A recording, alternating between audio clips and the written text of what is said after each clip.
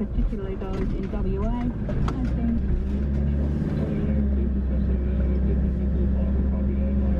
started there and big dreams of making it big in the sport, and it is possible when you do all the hard work and you know you want it and you dream about it, then it's possible.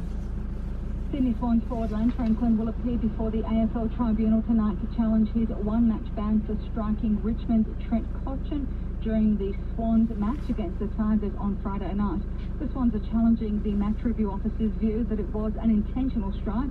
If the ban is upheld, Franklin will miss the Swans game against ladder leaders Melbourne on Saturday.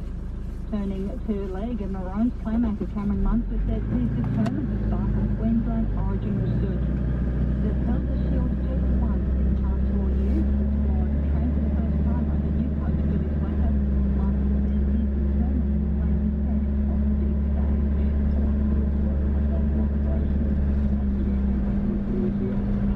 Pretty lucky and pretty good fit for some of the weeks I've been doing the storm, and I haven't just had that the last couple of years, so obviously good form, but it'd be nice to go out there Wednesday night and have a good game. And League star Payne Haas has agreed to put on hold contract negotiations with his current club, Brisbane Broncos, until the end of the season. The Prop was signed to the Broncos until 2024, but last week asked for an early release from that contract.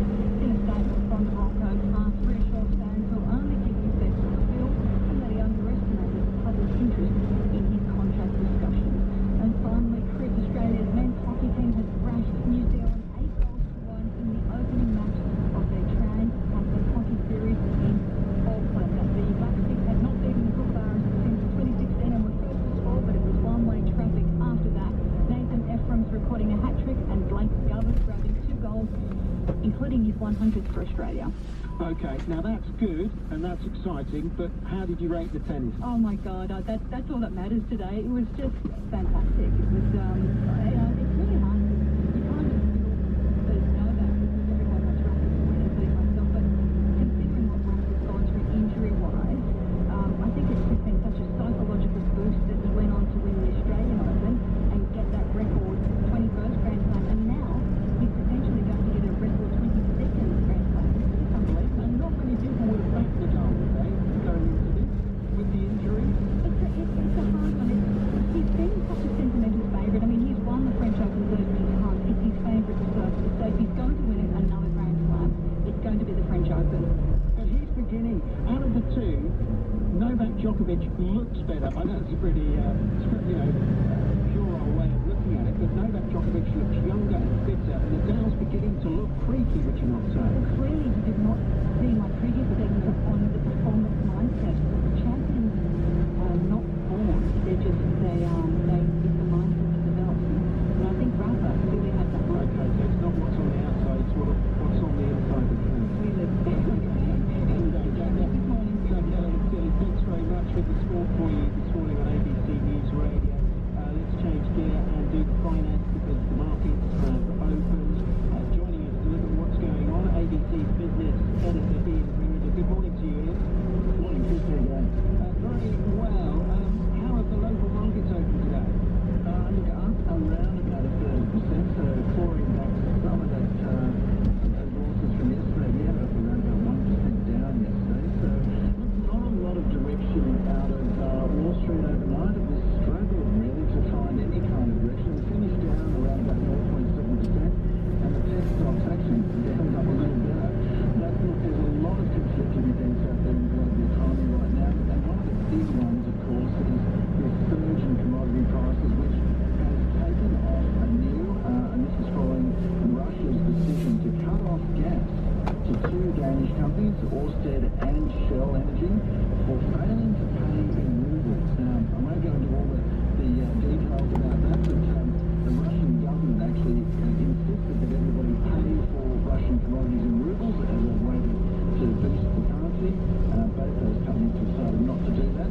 And this all follows similar action against Poland, Bulgaria, Finland and the Netherlands. So they've all had their gas supplies either cut or curtailed. So this is a major factor causing a crisis in global gas supplies, which is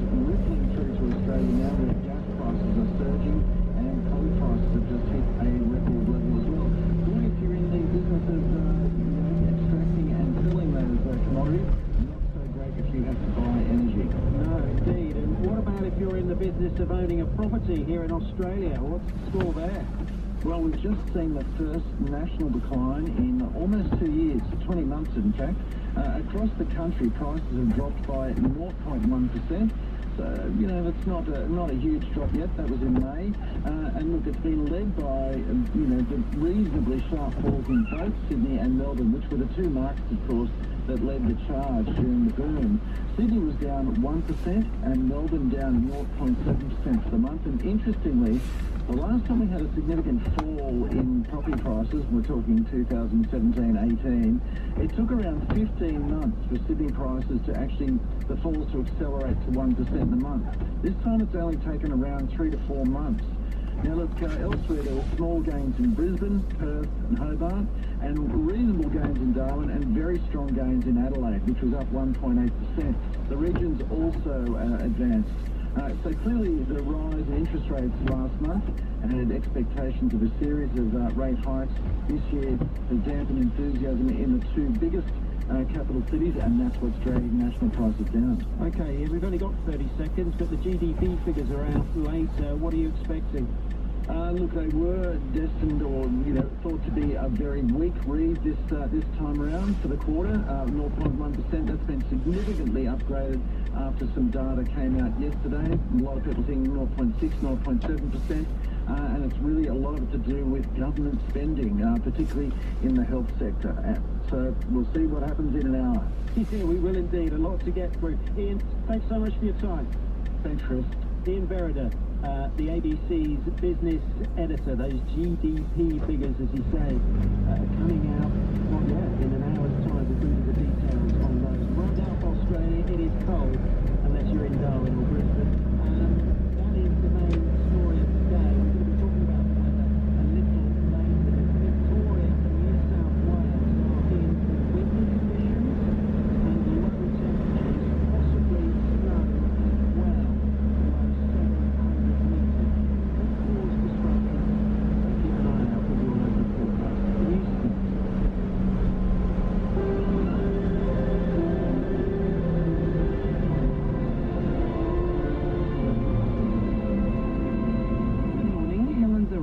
With ABC News.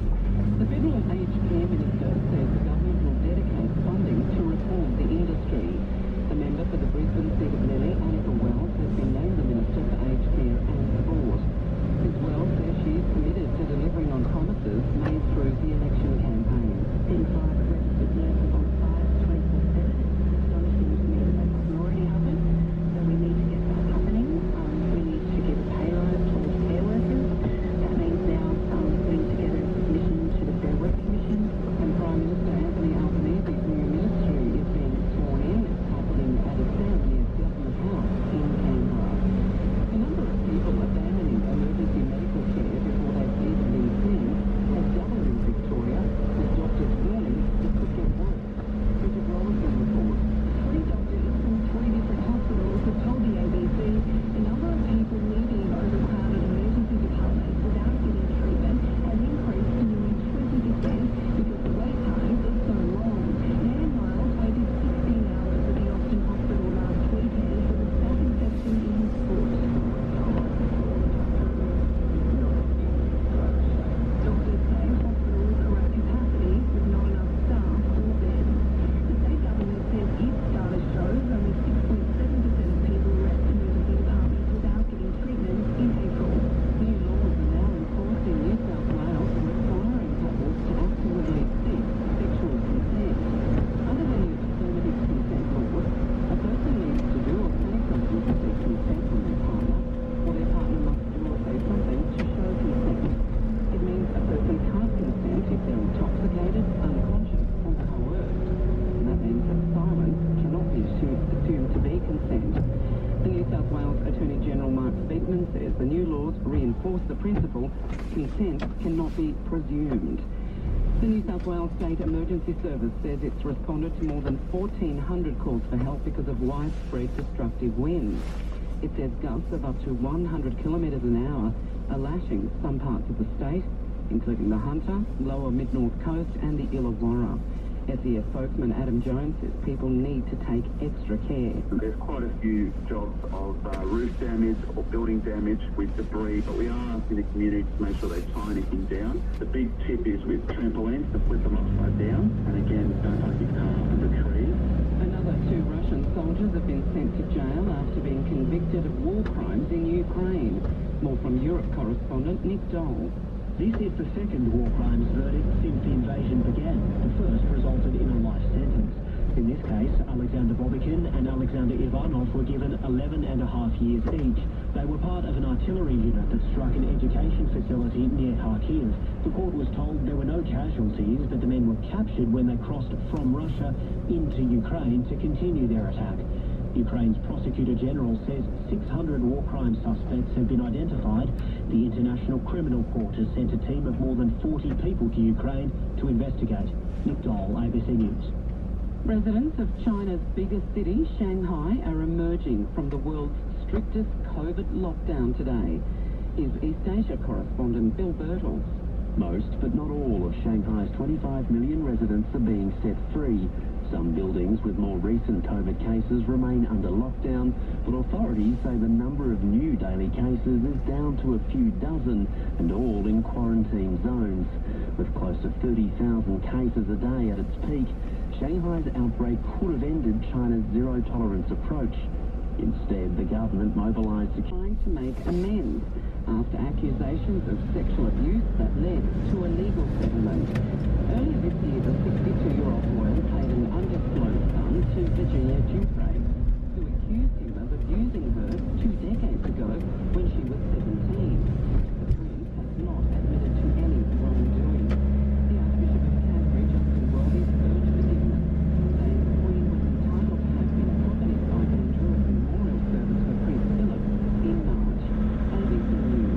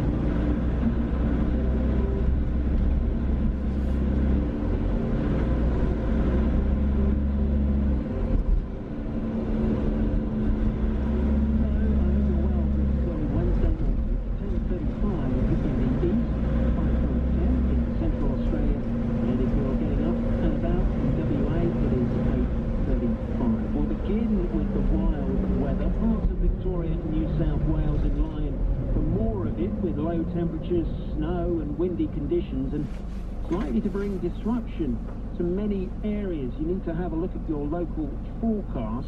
The Bureau of Meteorology in Victoria has issued a severe weather warning in the last hour or so, and they say damaging winds are still current actually for parts of South Australia too, although they should ease by about midday. Those damaging winds, they say, will affect parts of Victoria as well. The Bureau of Meteorology in New South Wales, they've just been on social media with this message: welcome to winter! Exclamation mark. They're warning cold temperatures and windy conditions, warning to winds and also damaging surf conditions. Let's get some details on it. Atlantic weather is in Blaney in the New South Wales Tablelands, and first Andrea Neal, who is in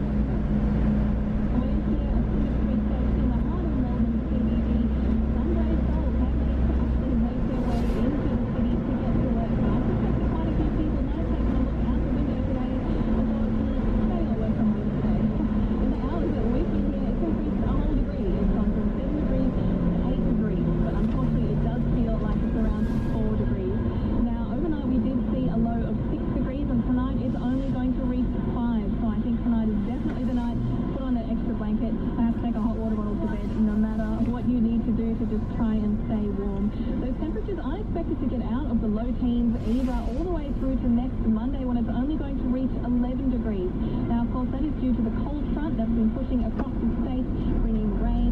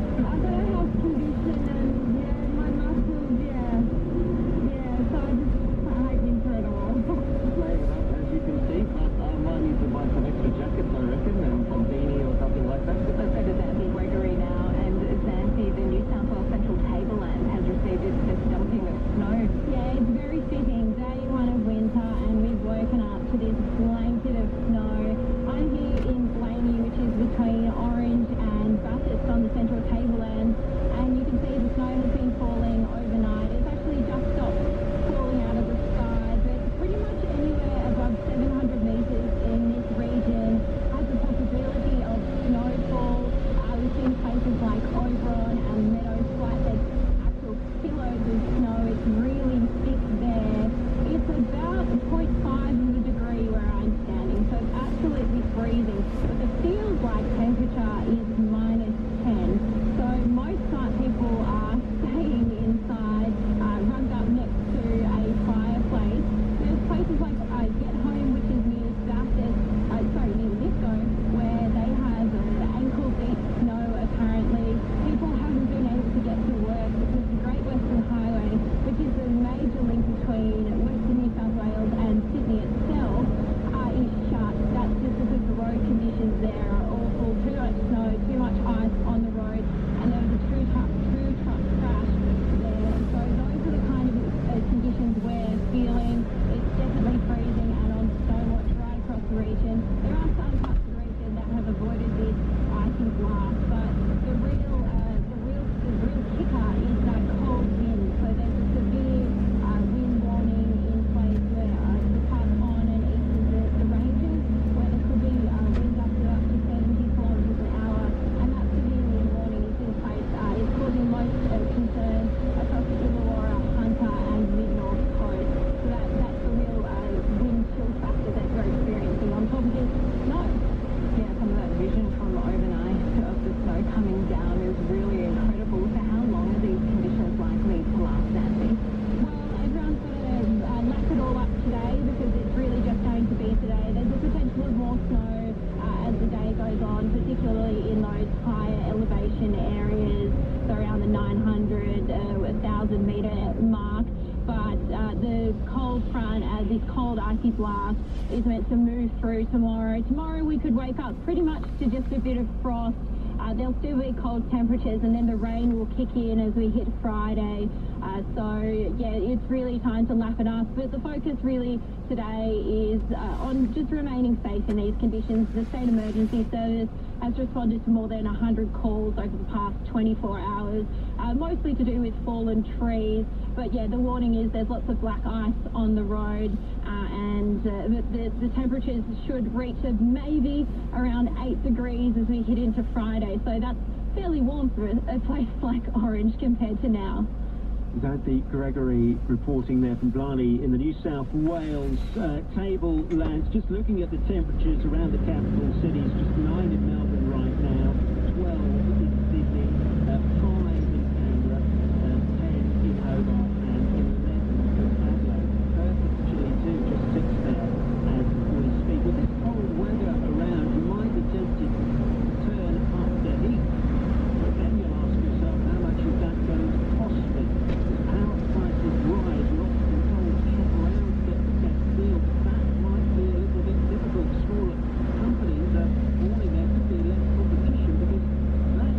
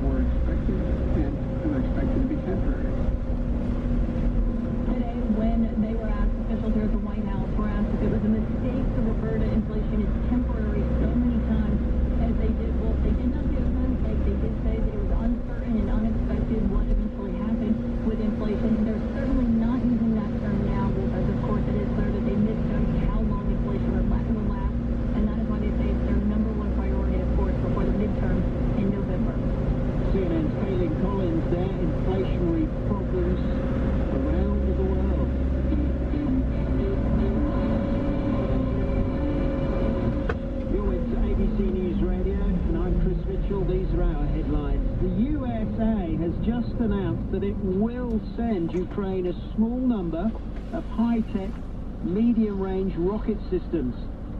Meanwhile, Ukraine's chief prosecutor says around 15,000 suspected war crimes have been reported there since the invasion began.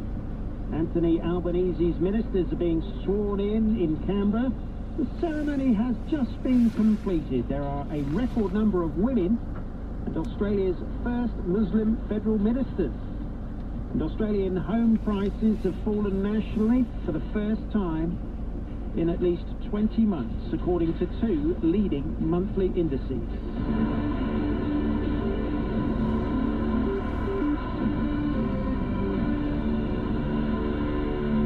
Well, we were just hearing, weren't we, about how the US President Joe Biden is under pressure as inflation causes a massive spike in gas prices there, petrol prices.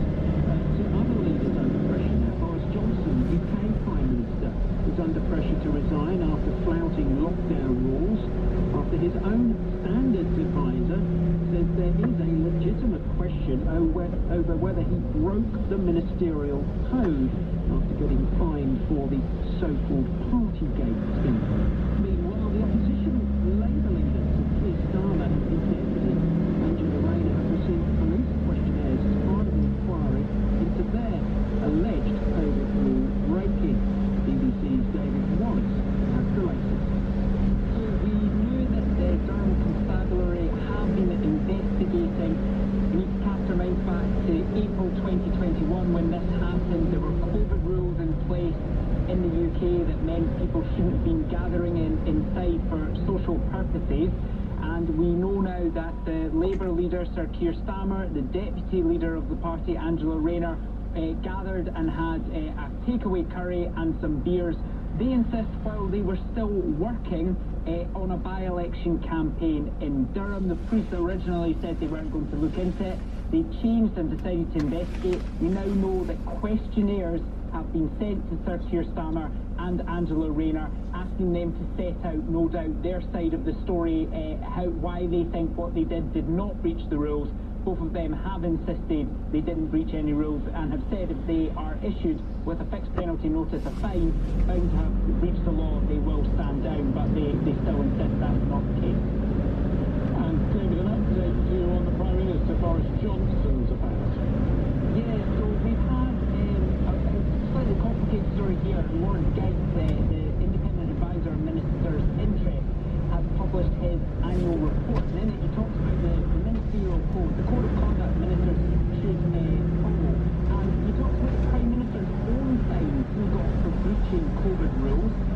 And he says there's a legitimate question as to whether or not Boris Johnson breached the ministerial code by getting that fine and calling them to engage with that in public and getting safe in public. Boris Johnson has replied to Lord Geitz now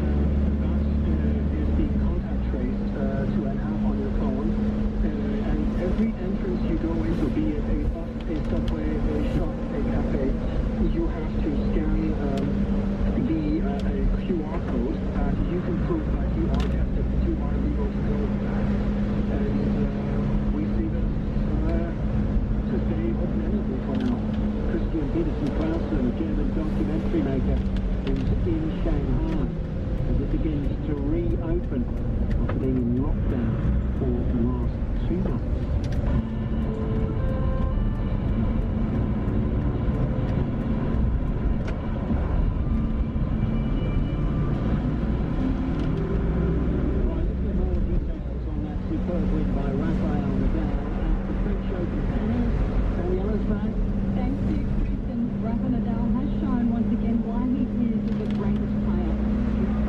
History, the Spaniard is defending French Open champion and world number one. They've adopted his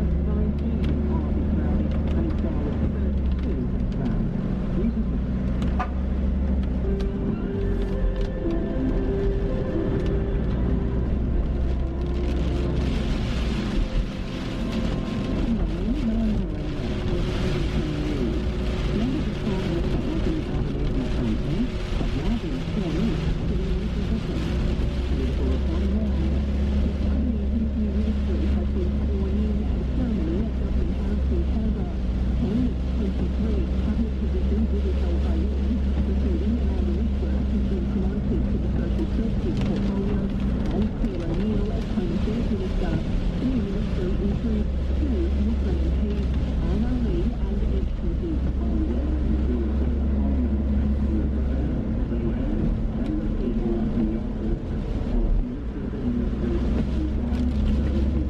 This decision also becomes the first Muslim to serve in federal cabinet. The Australian Cabinet Movement called it fantastic news for Prime Minister Anthony Albanese, appointed an assistant minister to the Republic. This was a lot of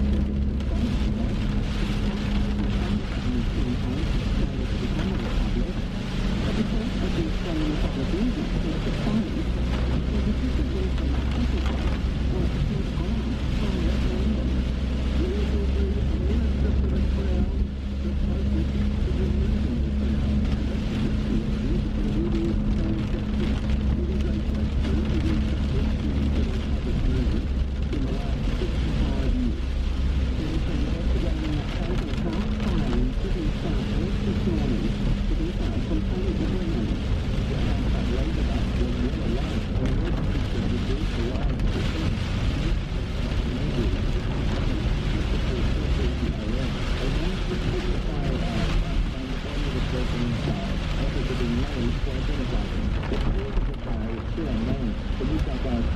Detectives have started an investigation. A crime scene has been set up and will be reviewed by Specialist Forensic Police.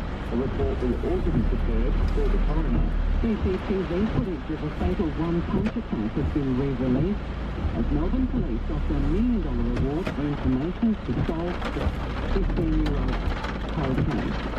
Shane McCormack was 22 when he was knocked to the ground and he hit his head during an altercation outside the Queensbridge Hotel in 2007. Despite interviewing a large number of witnesses, police have been unable to find the offender. Deputy Acting Inspector Tony Combridge says he's looking for information on a significant person of interest. One man who was described as found 165 kilometres tall, received $1 million and white brown horse, spiky horse, and a American white horse or blue police horse and white routine. Police in the US state of Texas say they're investigating.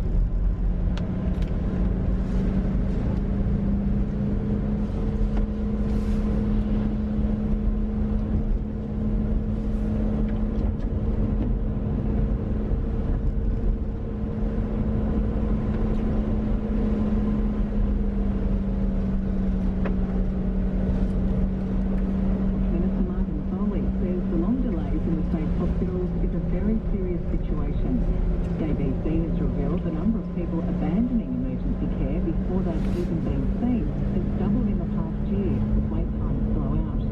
Mr. Foley says the whole system is under pressure like it's never been before because of the pandemic, flu, furloughed staff, and an elective surgery delay. We are very concerned of the pressures that our health system, particularly our emergency departments, are under. That's why we're investing $12 billion in our pandemic recovery plan. Security concerns in the Indo-Pacific region have been discussed by the US President Joe Biden and New Zealand Prime Minister Jacinda Ardern during talks at the White House. In a joint statement issued after the meeting, both leaders reiterated their concerns about a security agreement between China and Solomon Islands. The deal, which was signed in April, will see Beijing help Honiara with issues including social order and national security. Ms. Ardern says there are mounting challenges in the region. The United States themselves have been very proactive in speaking about their intention to be in the Pacific on the Pacific terms, and that means sharing the strategic focus that many Pacific Island leaders have, where they see their challenges, where they wish to partner. Staying overseas, and the first funerals have taken place in the US town of Uvalde, a week after a gunman killed 19 children and 2 teachers at a primary school. Hundreds of mourners have turned out for the funeral of Amory Jo Garza, a 4th grader who was among the victims. More funerals are planned for the next 2.5 weeks. And you're up to date with the latest ABC News. For more news, head to abc.net.au/news.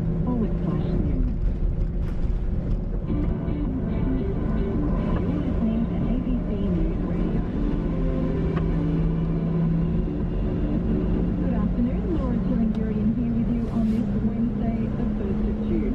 Coming up, fresh faces as the Albanese ministry is sworn in. But it is politics as usual as the blame game begins. These national accounts are a glimpse of the mess that the former government left behind for us to clean up. Also, power prizes despite what you can do to cut your bills, and China continues its charm offensive in the Pacific.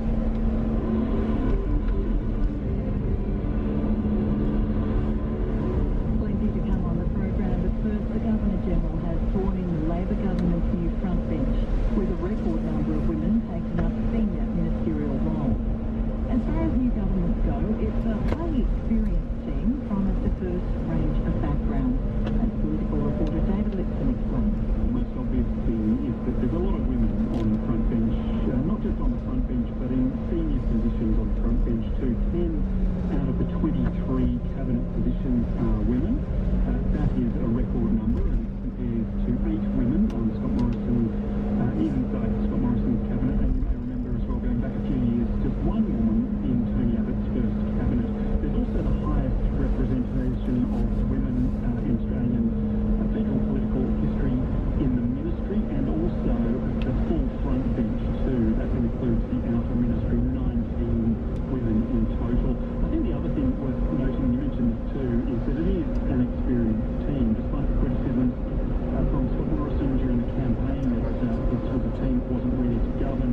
In fact, 14 MPs on Anthony Albanese's front bench have served in the executive wing of government before, during the Rudd and Gillard years. And Douglas, there's been a few other firsts for this ministry as well. Yeah, absolutely. Penny Wong, the first foreign-born foreign minister. Linda Burney, the first Aboriginal woman to serve in the role of Indigenous Affairs. And she was resplendent today in a possum skin cloak. Pat Dodson, the father of reconciliation, as he's known, has become a special envoy for the implementation of the Uluru Statement from the Heart. Anne Ali, will take on the role of early childhood education and Minister for Youth. She's the first Muslim woman on the front bench, and Ed Husick, also of Muslim faith, he's becoming the Minister for Science. He's the first Muslim in cabinet too. Probably worth noting too, there's some significant promotion of talented politicians, many of them young, and again many of them women too. The biggest probably is Claire O'Neill, a huge promotion from aged care to Home Affairs and Cyber Security. Amanda Rishworth too, the big task of social services. Annika Wells to aged care, she's seen as a rising star. She's only been in Parliament for 3 years.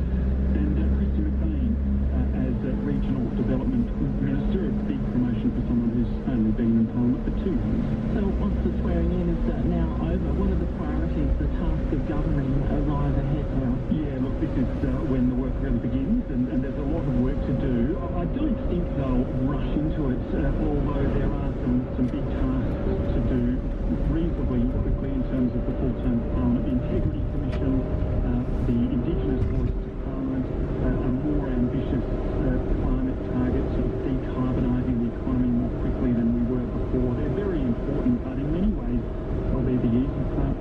government. I think managing the cost of living pressures, keeping a lid on inflation, managing the budget blowouts, especially in aged care, the NDIS and defence, and of course keeping on top of national security matters as well as China's footprint grows in the region.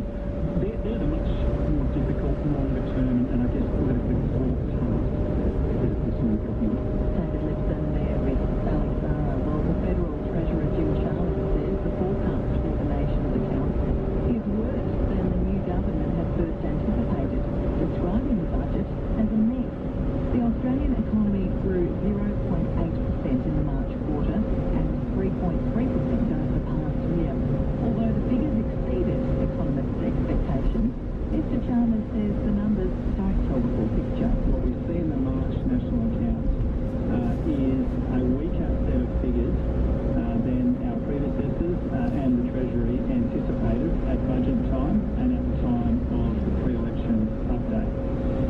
Growth at 0.8% was driven by household consumption, inventories and new public final demand, but it was still much weaker than what was expected for the corresponding period in the pre-election fiscal outlook.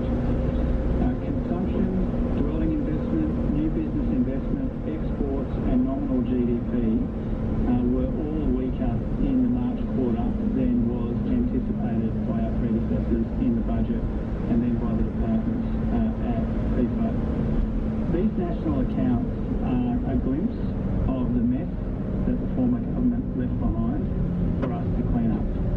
You can see in these figures, even where the number on the surface looks relatively robust, is much lower in many instances than what the government was relying on in their forecasts in the budget. And that for me is really a defining takeout of the numbers that we see today. That is Jim Chalmers there, the Federal Treasurer, and in about half an hour's time here on ABC News Radio, we'll dig into those numbers a little further with EY Sherelle Murphy. Well, energy prices are going up. Wholesale prices have more than doubled in the past year alone. It's caused upheaval in the power industry and it's led retailers to take the very unusual step of telling their customers they'd be better off elsewhere. Last night, Ream, which supplies 80,000 customers on Australia's east coast, became the latest retailer to tell its customers to go elsewhere. It comes after another retailer, Locality Planning Energy, or LPE, did the same thing 2 weeks ago. Joel Gibson, campaign director of One Big Switch and author of Kill Bill, he says this trend is surprising. We've never seen this before, and we've now had not one, not two, but 3 retailers. Let's put it this way, only 5 retailers that I'm aware of have contacted their customers about their price hikes thus far. 3 out of those 5 have advised them to move elsewhere. So, those are not great odds. Now, it's probably worth noting that the retailers that are in the most trouble are probably going to be the first ones to contact customers because they can't wait till 1 July, which is when the price hikes usually come in. They've had to raise their prices before the 1st of July because of these wholesale prices.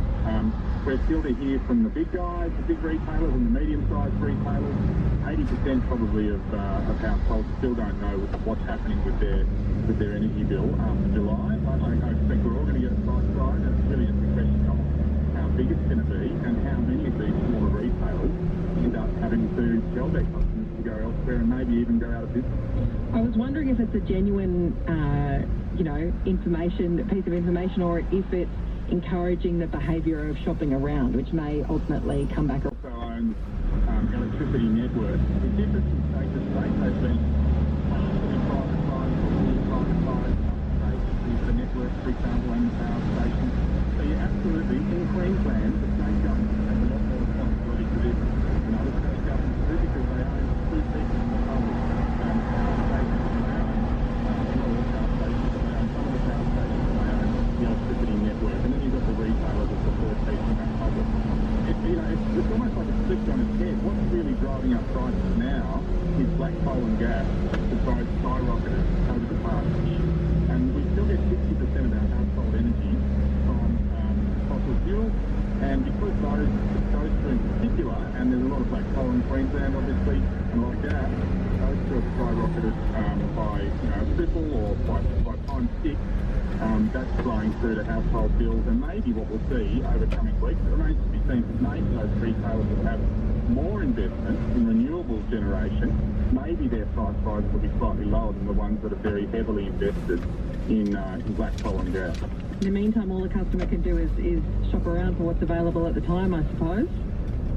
Oh, that's really important. There are still some very cheap deals available, and some of those deals are fixed rate plans for as much as a year. I just recently, Reamp was my retailer, for example, until a couple of weeks ago when I got a 43% increase on my rate. I switched immediately to a 12-month fixed rate plan. There's a number of different examples on the market still with big and small retailers in Queensland, and you can fix your rate for 12 months and not worry about these price rises for at least That is Chief Economist with EY Oceania, Sherelle Murphy there. And taking a quick look at the share market, the ASX 200 in afternoon trade up 0.2% at 7,225 so far.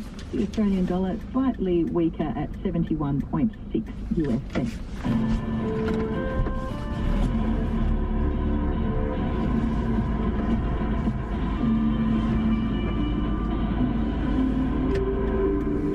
Well, of course, this year marks the 70th on the throne for Queen Elizabeth II. And in that time, Her Majesty has dealt with 14 British Prime Ministers. Her first, Winston Churchill. Her latest, Boris Johnson, with all taking part in those weekly one-on-one meetings with the monarch. So how has that relationship changed over the past 7 decades? The BBC's Vicky Young takes a look. The Queen and her Prime Ministers, head of state and head of government, appear side by side for dozens of public events. But the relationship is forged behind closed doors. Weekly meetings at the palace that we only get a glimpse of. The Queen's views are kept private. Political neutrality carefully adhered to. Her words written by her Prime Ministers. I pray that the blessing of Almighty God may rest upon your councils. Her first was Winston Churchill. He was protective of this new young sovereign who had so much to learn. Now upon the shoulders of Sir Anthony falls the role of the Queen's First Minister. After Churchill came Anthony Eden, whose decision to send troops to Suez in 1956 brought national humiliation. In 1964, Harold Wilson became the Queen's first Labour Prime Minister. She does her homework. I hadn't done mine. I hadn't read a particular cabinet committee which I didn't chair and was leaving for the weekend. She knew I hadn't done my homework. She's very nice and stuff. The Queen's constitutional right is to be kept informed of government policy. She offers encouragement and advice. Every Prime Minister, I would guess, from talking with other Prime Ministers and from my own experience, has the greatest friendliness from the Queen. On rare occasions, the Queen has very subtly aired her views, like this speech where Mr Callaghan's government was considering devolution. I cannot forget that I was proud Queen of the United Kingdom, Great Britain and Northern Ireland. When Margaret Thatcher became Britain's first female Prime Minister, there were reports that the Queen privately disapproved of the government's social agenda, but the Iron Lady played down suggestions of a serious rift. Even if she did say it, all right, she may have felt something, but there was never any difficulty in saying anything to me. Any difficulty at all. Every year, there's a royal invitation to Balmoral, matters of state discussed over a cup of tea. In the years that I came to know her as Prime Minister, Prime Ministers had private meetings with the Queen each week. She invariably looks forward. Tony Blair certainly appreciated the Queen's advice after his landslide victory for Labour. Even though I was the politician, she was the monarch, I found her not just useful, but sometimes deeply insightful. Really, it's very good to work with him. When you have to explain what you're trying to achieve, it's a very good form of therapy. Imagine doing that to the world's greatest public servant, who's seen it all and heard it all. There's really no better way of getting your head straight about what you're trying to do. 14 Prime Ministers, 14 very different politicians with their own visions, worries and agendas. For 7 decades, the Queen has worked with all of them, a monarch at the heart of a democratic constitution, advising, encouraging and warning, providing continuity as each new political tide swept in. Vicky Young reporting there. Now here's Andre Leslie taking a look at the tennis. Thanks, Laura. If you missed it this morning, Rafael Nadal defeated Novak Djokovic in a 4-hour French Open quarter-final. The 4-set win put Nadal into the Final Four as he aims to win his 22nd Grand Slam overall, and is expected this year. ABC Sports' Catherine Murphy has more on this instant tennis classic. The 59th meeting between Rafael Nadal and Novak Djokovic did not disappoint, to put it mildly. Now, I'll give you the final score before I get carried away with all the many details. Rafael Nadal winning in the end 6-2, 4-6, 6-2, 7-6. It looks like it was going to go 5 sets. It was the second match in a row that Rafa has played that's gone over 4 hours. He had a 5-setter against Felix Auger-Aliassime. This looked like it was going 5, but he came back from a breakdown to take the 4th set to a tiebreaker and win. And in one of the best commentary lines I have heard, Chris Bauer said, this match went for so long. It started in May, it ended in June at Paris time. It was about 1:15 in the morning, around the 4-hour 12 mark. He'd already played around 4 hours and 22 minutes against Felix Auger-Aliassime, but he backed that up and got the win. And the reason this is so important is because, as we know, this is the battle of the tennis goat playing out right in front of our eyes. If Rafa wins another French Open title, it would be his 14th French Open title in the same week that his football team, Real Madrid, have won their 14th Champions League. If he is to do that, he goes 2 slams ahead. And just think about that. It's not easy to win slams. Now, Novak Djokovic has missed out on a few for very bizarre reasons. We had the disqualification at the US Open, the very well-documented trip to Australia where he obviously didn't get to play the Australian Open. He's missed out on a few slams when he was the favourite. If he goes 2 slams back, that might be hard for him to catch. But let's have a listen to what Rafael Nadal said after a huge night for him in Paris. In very, very tough match. Novak is one of the best players of the history, without a doubt. So always play against him is an amazing challenge. All the history that we have together today was another one. And to win against Novak, there is only one way, to play at your best since the first point till the last. And today it has been one of these magic nights for me, unexpected level, but I'm super happy. So thank you very much. I'd love to play you the whole interview if I could. There were so many highlights. Rafael Nadal communicates so much with so few words. At the start of that interview, he said, bonsoir, as if to say, sorry I've been busy. I've just been trying to be the GOAT, and I should have said good evening before now. He started his interview in French, but here's the bad news. At the end of the interview, Marion Bartoli, who is a French tennis legend, said to him, thank you for what we've witnessed, but please tell us that it isn't going to be your last French Open. Just please reassure us that that's not the case. And we know he's struggling with a chronic foot injury. He's just come back from a wrist problem. He keeps saying he doesn't know when this will end. And I'm afraid he said he could only guarantee that he'd be back for the semi-final in 2 days. ABC Sports' Catherine Murphy there reporting. I'll be back in full court.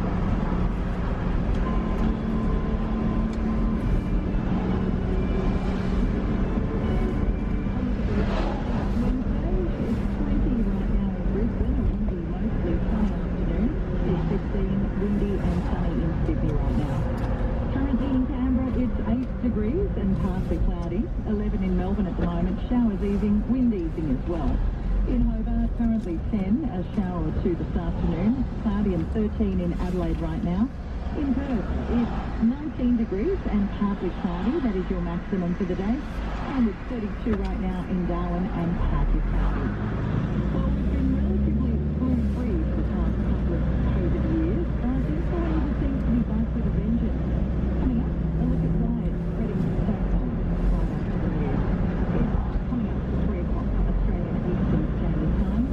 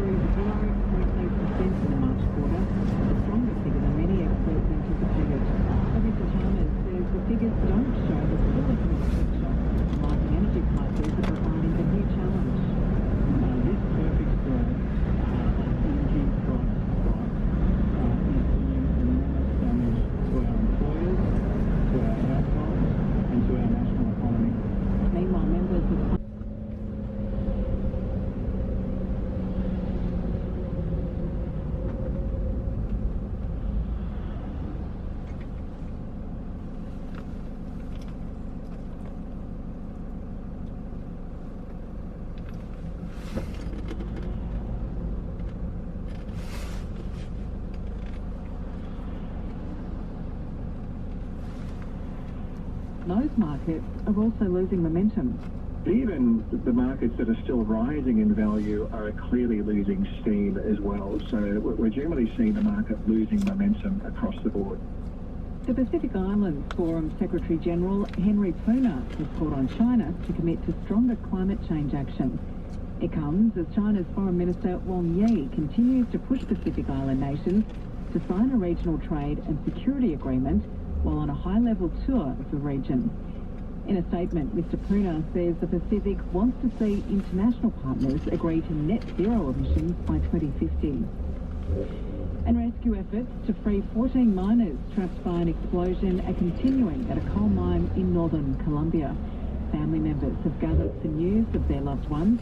The mayor of Zulia, near the Venezuelan border, says they're not losing hope that the workers will be found alive. It isn't known what caused Monday's explosion. And that's the latest. ABC News. For more news, head to abc.net.au/news. You're listening to ABC News Radio.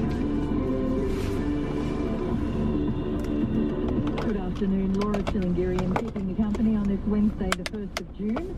Coming up, are we looking at another stroll out, this time with flu jabs? Unfortunately this week I think we'll have to turn people away just because we won't be able to get together the doses in time. Meanwhile, WA to ease its vaccine mandate for workers.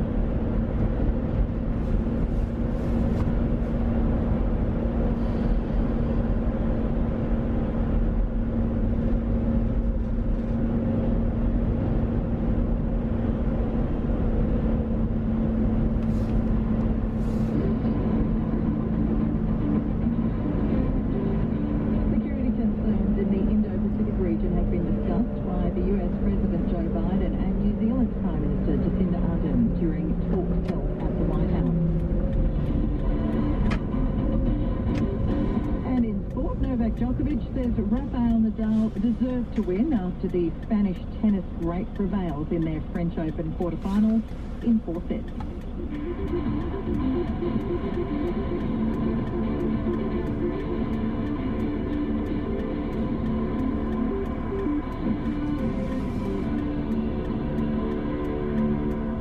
Western Australia's workplace vaccine mandates will be scaled back significantly from next week as the state removes more of its COVID restrictions. Premier Mark McGowan says with falling case numbers and strong vaccination rates, it's the right time to start phasing out more of the public health measures. Only workers in high-risk industries will have to be vaccinated, and there'll be no cap on unvaccinated Western Australians allowed home. To discuss these changes, I'm joined by the head of the Australian Medical Association in Western Australia, Dr. Mark Duncan Smith. Good afternoon. Yeah, good afternoon. Good afternoon, listeners. Can you run me through some of these changes? Well, what it's saying is that the vaccine mandate effectively is only for all essential workers. Now, my understanding is that is yet to be defined, but it does include medical workforce, aged care workforce, probably talking about part-time services workforce, and then police is, my understanding is that's a little bit up there and yet to be defined by the government, but obviously I would certainly consider police essential workers. What's your understanding of the COVID rules that remain in place, and how comfortable do people still feel about wearing masks in certain settings? Look, I think the message that we've been putting out is that people do feel vulnerable if they are interested in trying to protect themselves as best they can from being COVID, and especially if they're indoors, without social distance, and we're certainly encouraging people to still voluntarily wear masks. We are lucky that the guidance restrictions from the government needed 25,000 cases a day that they had predicted, following the removal of the mask mandate and 2 restrictions on average for just having eventuated. We have gone up from an average of 6 to 8,000 cases a day prior to that to 12 to 15,000 cases a day, so that effectively doubled. There was effectively a second peak reduced by the government. Unfortunately, we didn't see the hospitalisations go up a little bit, and that's certainly extremely important from the point of view of the medical system that we didn't get to those 20 to 25,000 cases that we go predicted. So are you pretty satisfied with the vaccination rates and case numbers as they stand right now? Well, yeah, where we were before they reduced the mandate and the Tier 1 restriction at that rate of cases per day, the boosted rate is up at about 80% now. So really this removal of the mandatory vaccination is not really going to be hitting huge numbers, and it's probably not going to, really increase the numbers of hospitalisations that we're going to get in the future. So I think it was a reasonable time to bring it on, but the government obviously has to still continue to monitor to ensure that when they do reduce a restriction that it doesn't cause a significant uptick in new cases. Now, I think that with the high vaccination rate that we've got, with over 80% boosted, I think it's unlikely it's going to make a material difference, but it is something that still needs to be observed for. And what about the mandate changes? What's it going to mean for workplaces themselves? Will it be up to individual employers to decide whether or not they require their staff to be vaccinated, or is this just a blanket kind of rule from the government? Well, this is the difficult thing. We're sitting in our this one way and up the other. The mandate is not going to take the vaccination mandate isn't going to be there for employers, except for essential services. But then they've said that it's up to the individual employer if they want to continue to use a vaccination mandate, that they're entitled to do that. But it really does put the employer in a difficult HR position of saying, well, it's not illegal to sort of have the mask mandate or not. It's put the onus therefore on the employer to then sort of sort of industrial relations legal point of view. I think it is a little bit sort of weak on the part of the government to sort of put the onus back on the employer. And that really shouldn't say that it is mandatory.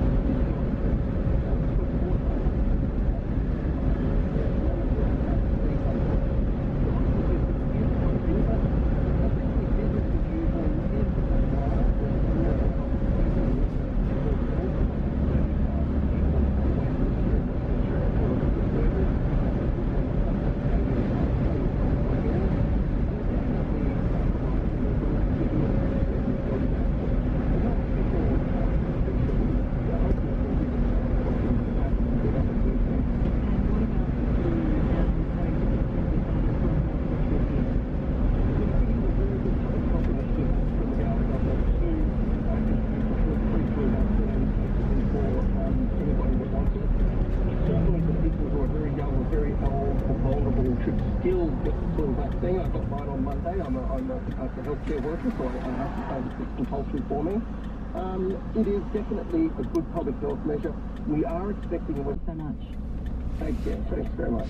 That's the WA branch head of the Australian Medical Association, Dr. Martin.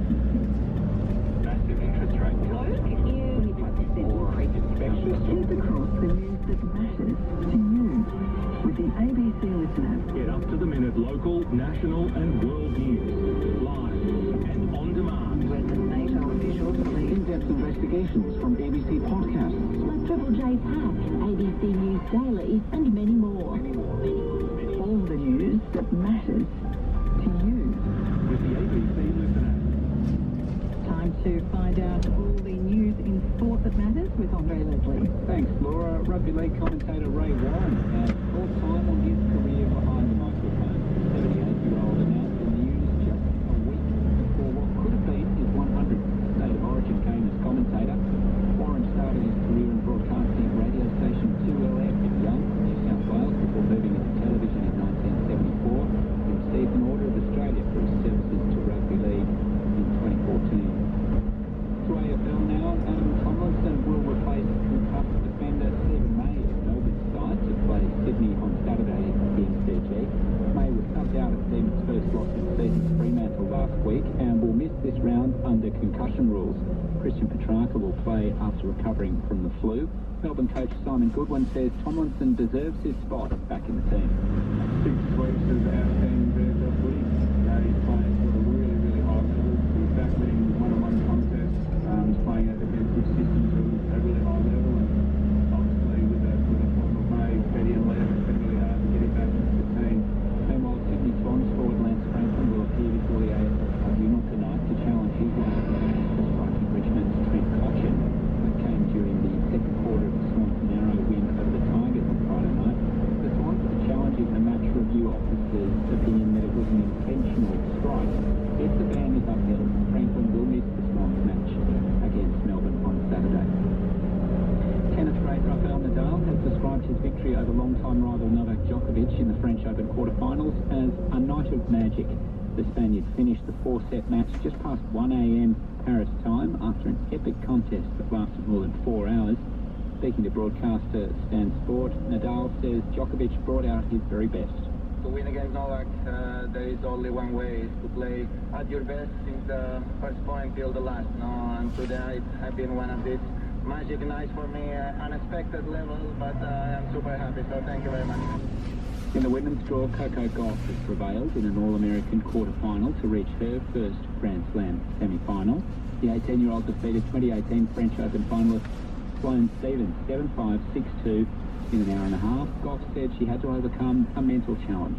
Last time I played her, I lost, so I'm glad that today it went different, and honestly, I just told myself just to stay mentally there. I know that there were going to be some shots that I probably should have made, and there's going to be some shots that she gets in the court that probably no other player gets in the court, so I think it was just a mental challenge today. Gauff will next face another first-time major semi-finalist, the unseeded Italian Martina Trevisan. She beat Canadian Leila Fernandez in 3 sets. The first Australian cyclist to win the Giro d'Italia, Jai Hindley, says he's grateful for the support of his Australian fans over the past few weeks. The 26-year-old professional cyclist is a Perth native and Australia's second ever Grand Tour champion. Hindley says the support of the Australian public, particularly those in WA, has been very special. So the young people, especially the people that have been talking over there, I started there and big things that make it big in the sport, and it is possible when you do all the hard work and you know you want it and you do about it, and it's possible. Australian golf Nikki Lee first was forward, taking on her long-time friend and world number 3 Lydia Ko to US Open in North Carolina this week. Lee has recently moved up to 4th in the world ranking behind Ko, number 2 ranked Nelly Porter and Korea's Jin Young Ko. Speaking after practice overnight, Lee says she gets on well with her Kiwi counterpart. I actually just played 8 holes with her, so no, it's really nice. I mean, I've known her for forever, so I mean, it's like, yeah, it's like we're sisters. And 4 Australians, including PGA Tour veteran Matt Jones, have been named to take part in the first Saudi-backed golf breakaway event in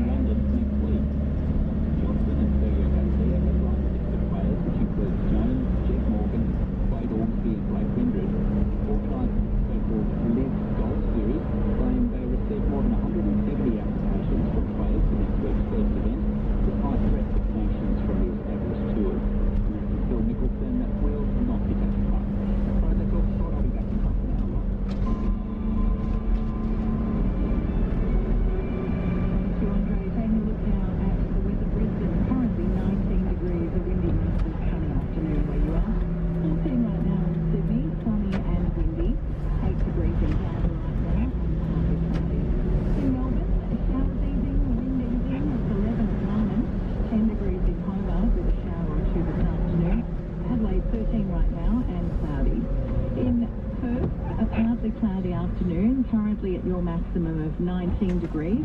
And in Darwin, you're at your maximum of 32 and looking partly cloudy.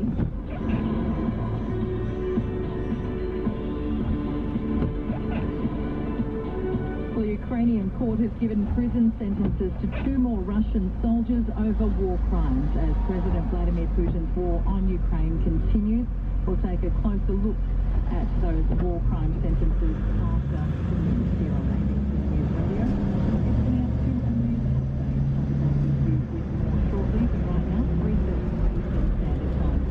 In Central Australia, it's just on 3 o'clock, and it's 1 now in Western Australia.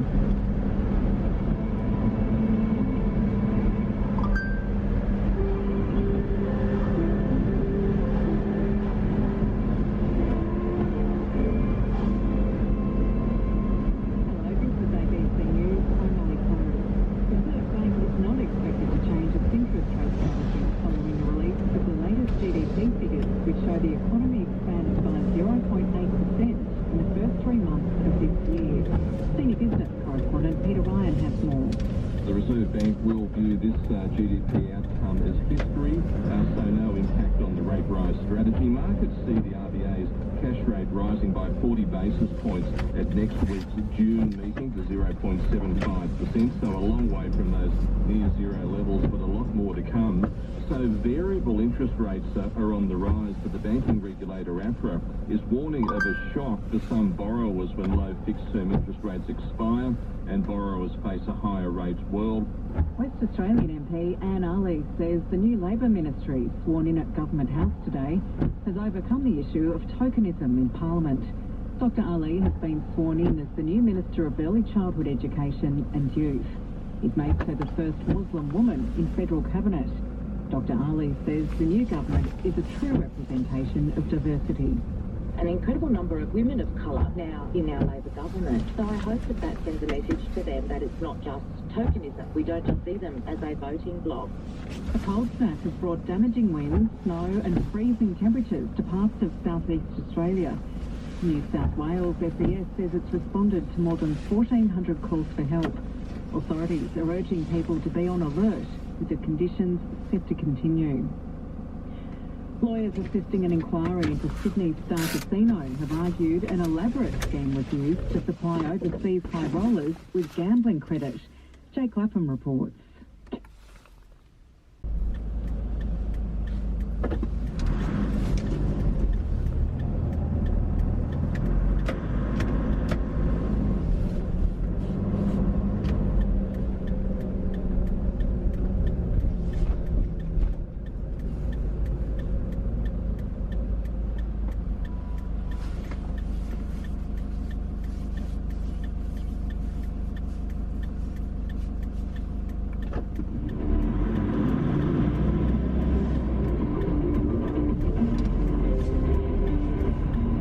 Geopolitics in the Pacific continues to dominate as New Zealand's Prime Minister visits the White House. You know, our engagement in our region has to be on our terms respectively and not be in response to the engagement of anyone else. And we'll take a look at the markets as well.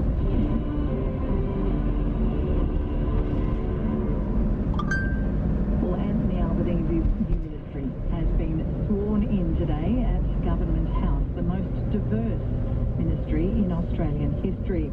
There were a few surprises among the new lineup, with some big promotions and new faces. Tom Lowry joins me now from Parliament House. Tom, good afternoon. The Prime Minister says his cabinet is both experienced and diverse.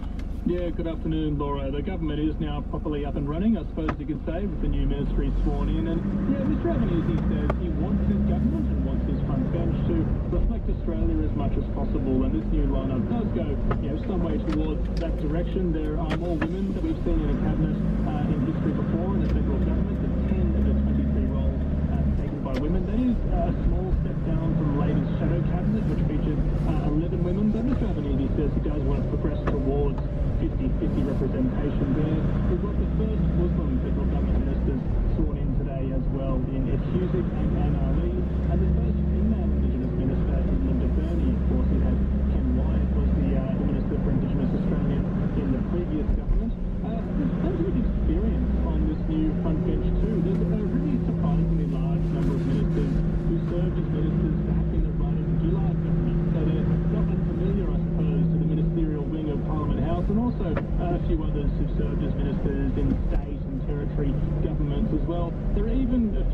up their old jobs.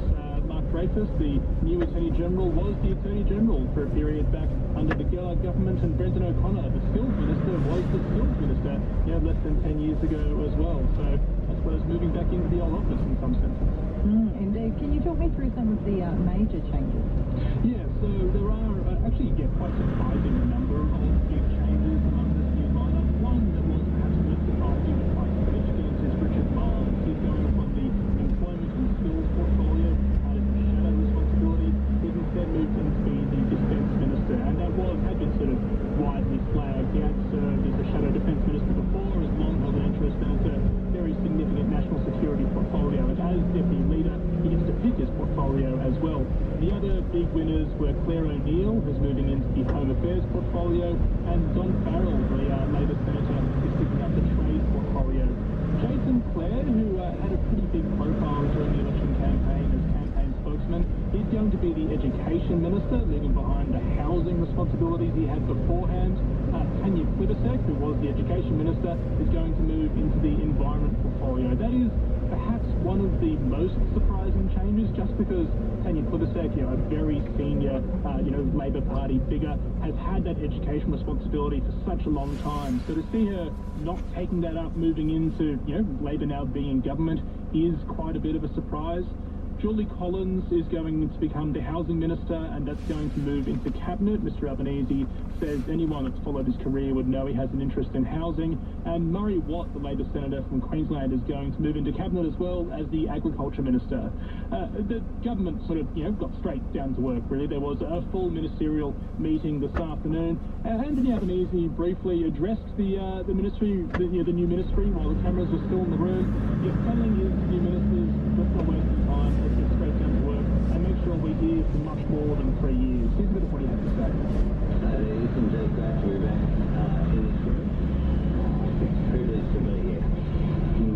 Cherish every day, make a difference every day in this room. We have been given a great responsibility. If we get it right, we can be here in the long term and really change the country for the better. Better future wasn't a slogan, it was a plan. It was a plan, and we had a clear and concise plan across the portfolio to put forward. We have to ensure that we do what we said we would do, whilst meeting challenges that are always unforeseen. It's been a quick and busy start for a lot of the new ministers. Laura, of course, we've seen Anthony Albanese head off to Tokyo for the Quad Summit. Jim Chalmers and Teddy Gallagher this morning, just a couple of days after the election and straight down to work. But the busiest staff award has to go to the new Foreign Minister, Penny Warren, who's been to Tokyo for the Quad along with the Prime Minister, been to Fiji separately, and is now travelling to Tonga at the end of this week. She's going to land there on Friday, so certainly a very quick start to down to business for the new Foreign Minister. Yes, it is for her. That is a political reporter, Tom Murray, there at Parliament House. Also, civic security was high on the agenda as New Zealand's Prime Minister Jacinda Ardern met with US President Joe Biden in Washington. Our North America correspondent Jade McMillan has more from the White House. This was the first time that a New Zealand Prime Minister had visited the White House since 2014, so this was a significant moment for Jacinda Ardern, but it also comes at a really critical period for the Indo-Pacific region. In a joint statement issued after the meeting, both leaders reiterated their concerns about a security agreement between China and Solomon Islands. They warned that the establishment of a persistent military presence in the Pacific by a state that doesn't share the values of the US and New Zealand would fundamentally alter the strategic balance of the region and pose national security concerns to both countries. Now, that agreement, Australia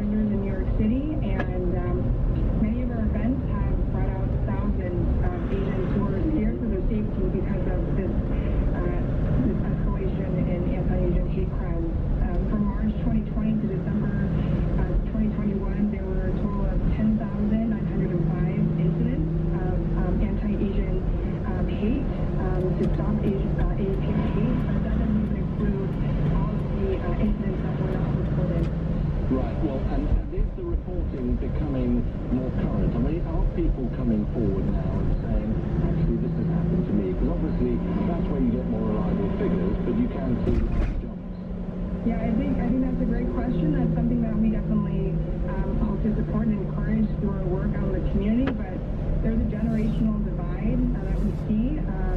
Like the culture of many Asians is to stay quiet and not cause harm, cause problems. And so we've encountered many Asians who are work who have been harassed on the street or chased, called names in English that they can't understand, that don't feel comfortable with it. And Michelle, is it as simple as saying that the bulk of this sort of rising level of anti-Asian hatred is coming because of the pandemic? I definitely think that there was a huge increase starting with the early 2020 with Trump, blaming China for starting the virus, and just this widespread sentiment of Asians harboring the virus, which is, unfounded in America, what we're seeing in New York City. And Michelle Tran found a store over hate and issues to combat anti-Asian hate in the United States. Speaking there with the BBC's David Lee.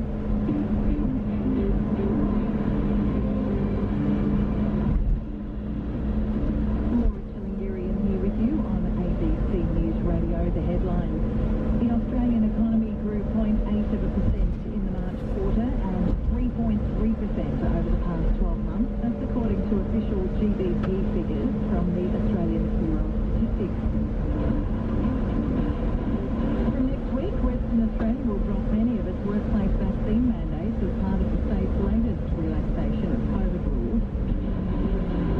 Heavy snow, rain and damaging winds are hitting the southeast of Australia as a strong cold front continues to move across the region. And in sport, 4 communities which are generating this wealth say they want to see more of the unprecedented profits invested locally. Katrina Bevan reports from Rockhampton in central Queensland. It means that a lot of the mines in central Queensland, particularly west and northwestern here in Bowen Basin, the coal mines are doing really well at the moment. Business is booming. And it also means a lot of the side businesses and contractors that work within the industry and alongside it, things are going quite well for them at the moment. But of course, as we see with upticks like this, there's also on the other side of it the struggle to get employees and workers to come and fill those roles as the demand of our region. Healthcare, education, aged care, childcare. These are the lanes that people assess when they're moving to region. Now is the right time. It is an opportunity and it should be seen as such. It's not exactly known what dollar figure increases we will see. Obviously, the price hike comes down to international energy shortages and the situation in Ukraine, which is quite volatile. But the previous federal government, in their budget papers in March, they did estimate that if the prices for coal and iron ore as well stay high at this point and then tapered off in September, that would mean almost an extra $30 billion in tax receipts for the Commonwealth over the next 4 years. So that gives you a bit of an idea of what kind of dollars we might be looking at. The state government, however, they won't detail what increases they might see for royalties from this, but they did say that that kind of information would be revealed in the state budget, which is to come later this month, and there would also be details of where that extra money might be spent. Katrina Bevan there, reporting from Rockhampton. Now it's time to take a look at the Australian share market and how it's fared today. Joining me is Evan Lucas from InvestSmart. Hi there, Evan. Hello, Laura. How are you? I'm well. Now, how did the market end up today? Actually, we finished just a little bit in the green, which is impressive because June tends to be actually a negative month. So it's nice to see at least starting what is a very cold winter for most of us in a slightly positive fashion. And it was sort of across the board too. It wasn't anything specific that sort of drove us up there. We just sort of saw general green across the whole space. And did that have anything to do with the GDP figures today? Partly, it's certainly surprised. There's no doubt about that. Coming in at 0.8% for the first quarter of the year, which is 3.3% year on year. There was certainly better than expected figures in there. We saw that consumption was better than expected, but we also saw government spending better than expected, and even some private business was better than expected. It wasn't all good news. We do know that construction was already going backwards, and that was certainly part of the figure. We also knew that exports went backwards in the first quarter of this year. around price. We know that the cost of goods is certainly going up, and that was reflected in the figure. But overall, the GDP figure was probably better than forecasted. And Origin Energy has flagged uncertainty in the market. Yeah, I think this is actually the best and biggest story of the day. And the reason for that, Origin Energy actually came out today and had to flag a warning. They now actually have lost control of where their overall market sits. And that's interesting considering that Origin Energy controls what we call upstream and downstream market. Upstream is the actual creator of electricity, your coal fire or earth gas power fire plants, down to the retail, which is downstream, which is you and I getting at home. The reason it matters is that their coal power plant at the moment is having massive supply issues of coal. Can't actually get enough, so it's therefore having to buy electricity from other providers to give it to its overall providers. It's also seen a 140% increase in cost of things like coal and gas into its power plant. That has created absolute havoc on its overall numbers, and they are therefore warning sooner or later they're going to have to hand that cost they're getting through to consumers. And that was the big story today, was that Origin Energy is clearly spiking the energy market like the rest of the world. And what do today's GDP figures show us? So the GDP figures show us that we're probably actually able to withstand the increases we're going to see over the next couple of quarters. And saying that, what I mean by that is we know that consumers were still going out to discretionary items. One of the biggest drivers were things like recreation and also culture, which is going out to things like plays. We also know that there was better consumption in things like apparel, so things like shoes and clothing was higher than expected. So we are still consuming, and that was in the face of rising prices. Can it be sustained? That is the ultimate question, and something we'll have to wait for the second and third quarter. And finally, Evan, the Aussie dollar. Aussie dollar continues to hold at about 71 cents. It did jump on that GDP figure, which is as you'd expect, better than expected really. Did cause a jump. At the moment, currencies are all waiting for next week. Next week, the RBA is meeting to probably raise rates, and also the US Federal Reserve meets as well to do the same thing. So currencies are waiting for that rather than anything else. Evan, thanks again. Thanks, Laura. Talk soon. That is Evan Lucas there from InvestSmart, taking a look at the Australian share market today. ABC News Radio. News you can rely on. They're getting more people back faster than the Statement made to authorities. I am very disappointed. This is a false dichotomy. The latest news bulletin. Up-to-the-minute coverage. Listen back to feature interviews. What is it about this program that you believe will make it successful? How would you rate the outcomes of this program? Looking at a potential success. Anytime you like, throughout the day or night, you can stay informed with the latest developments. With ABC News Radio. Time now to take a look once again at the latest sports news with Andre Leslie. Thanks, Laura. Some breaking news in cricket this hour with the Australian men's coach Andrew McDonald set to miss the first week of the tour of Sri Lanka after testing positive to COVID-19. The newly appointed coach returned the positive result yesterday and the squad departed today. Assistant Michael DiBenuto will coach the team in the first T20 game in Colombo next Tuesday. McDonald is expected to join the team ahead of the second T20 in that series.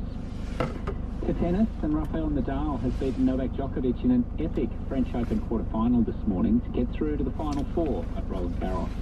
The 13-time champion now faces third seed Alexander Zverev after he defeated Spanish teenager Carlos Alcaraz in a close one, winning 6-4, 6-4, 4-6, 7-6. It's the first time in 12 attempts that Zverev has beaten a fellow top 10 player in a Grand Slam, and the German has told broadcaster Stan Sport he was pushed to the limit. At the end of the day, I knew that I had to play my absolute best tennis today from the start on, and I'm happy that I did that. Obviously, he kept on coming back. He's an incredible player. I told him at the net, you're going to win this tournament a lot of times, not only once.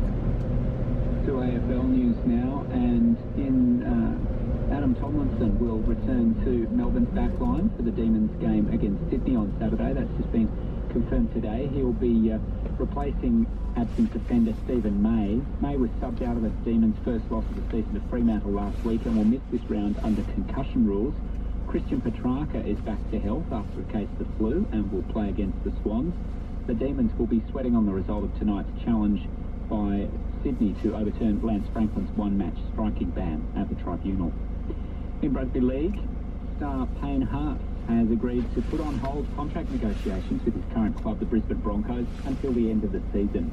The prop is signed to the Broncos until 2024, but last week He asked for an early release from that deal.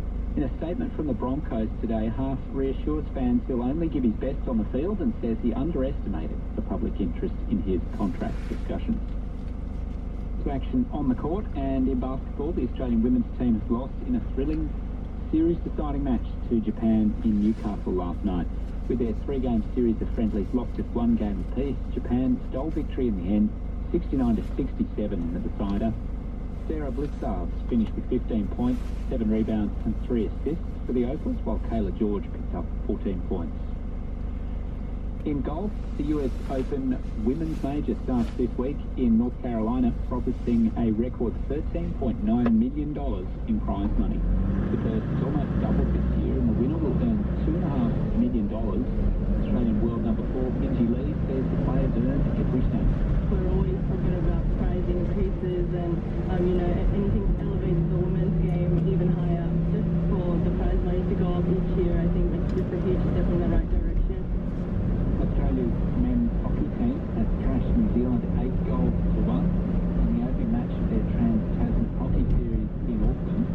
The Black Sticks have not beaten the Kookaburra since 2016 and were first to score in the match. It was one-way track after that, with Nathan Ephraim's recording a hat-trick and Blake Govers grabbed 2 goals, including his 100th strike for Australia.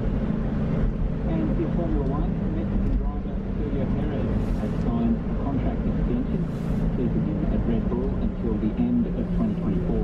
The deal locks in the 32-year-old, who won the Grand Prix in Monaco on the weekend, alongside world champion Max Verstappen. The announcement marks the first major move in driving negotiations this year, as Australian Daniel Ricciardo faces ongoing speculation about his future at McLaren. Team boss of Red Bull, Christian Horner, said keeping Perez was a no-brainer, and Perez has helped Red Bull to the top of the constructors' standings after 7 races so far this season. That's all for sport for the moment. Laura, I'll be back with a closer look at 13 degrees right now, a windy, mostly clear afternoon. Canberra, windy, partly cloudy and currently 7 degrees. It's 11 right now in Melbourne, expect a shower or 2. In Hobart, 9 right now, a possible shower for you this afternoon. In Adelaide, it's cloudy and currently 13 degrees. In Perth, 18 right now and partly cloudy, and Darwin, it's 32 degrees and looking partly cloudy. Well, a group of respected economists is calling for an independent review of the way the Reserve Bank is dealing with Morrison government.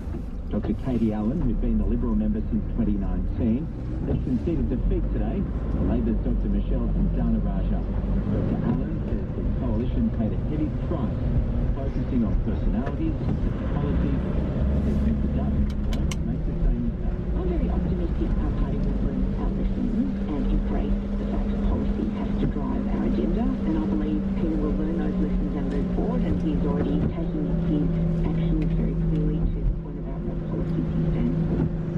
Many unvaccinated West Australians will be allowed to return to work from next Friday. The state relaxes its workplace COVID-19 vaccine mandate. The Premier Mark McGowan says with falling case numbers and a third dose vaccination rate of 81.8%, new health advisors indicated the change can be made. He says it means only those working in healthcare or health support in hospitals and primary care, as well as residential aged and disability care staff, will still need to be vaccinated against COVID-19. The changes are in line with national advice from the AHCPC. The implementation date of June 10 for both the public and private sector time to work through the changes in their workforce. An electrician died at a construction site in Walkerville in Adelaide's inner northeast. With the story, here's Evelyn Manfield. The 39-year-old man from Seaford has been working in a pit inside the electricity meter box at a townhouse development on North East Road when rescue crews and paramedics were called to the site just after 9:30 this morning. Crews turned the power off as paramedics assessed the patient, but he was unresponsive inside the pit in the electrical meter box. Police and Safe Work SA officers also attended the scene and interviewed other workers on site. A report will be prepared for the coroner. Fire crews are on scene at a major industrial blaze on Brisbane's south side. It broke out around 3:30 near the Archerfield Airport. 2 large sheds are alight, sending thick black smoke into the air. authorities urging nearby residents to close their windows and doors. There's no word yet on any injuries or the cause of the fire. The mother of a woman who died after her hand implant became infected has faced the body modification artist has been found guilty of her manslaughter in court. With the story, here's Jamie McKinnell. Brendan Lee Russell was last year found guilty of manslaughter, female genital mutilation and intentionally causing grievous bodily harm. The charges related to procedures on 3 separate women between 2015 and 2017, and the judge found Russell had discouraged one woman from seeking medical help for an infected implant prior to her death. That woman's mother has told a sentence hearing Russell hasn't shown the slightest remorse. She said a monster has now been kept off the streets and hopes an awareness of the consequences of the procedures will mean other families won't have to go through what hers has. Heading overseas now, and Canada's government has announced a 3-year trial to decriminalise possession of small amounts of illicit drugs, hoping to stem a record number of overdose deaths in the province of British Columbia. Canadians in the Pacific Coast province who possessed up to 2.5 grams of drugs for personal use won't be arrested or charged. The Prime Minister, Justin Trudeau, says the trial has the potential to reduce the impact of drugs on British Columbian communities. We are working with partners to advance a multifaceted health-based strategy to end the overdose and toxic drug supply crisis. That is why we've approved the BC proposal to decriminalize personal possession of small amounts of certain illegal drugs, which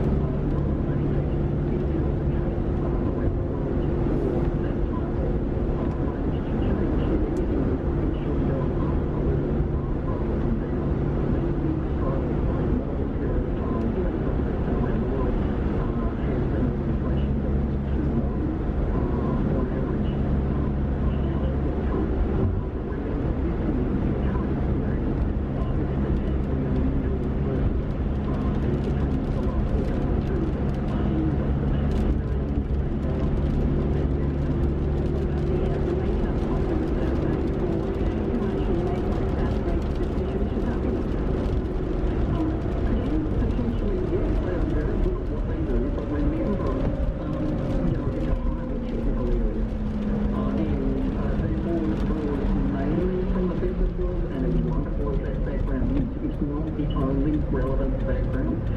Sometimes having a few extra nerds in the room with the ability to challenge the Reserve Bank and senior executives. Are you sure about this? What about that?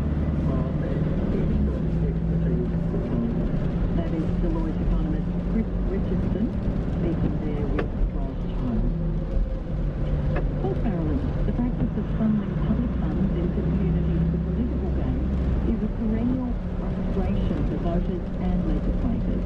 It's an area the New South Wales Integrity Watchdog, ICAC, is looking into. It's commissioned a report by Australia's top constitutional lawyer that recommends a shake-up to the rules for government spending. And it comes at a time when the national conversation around integrity is gaining momentum.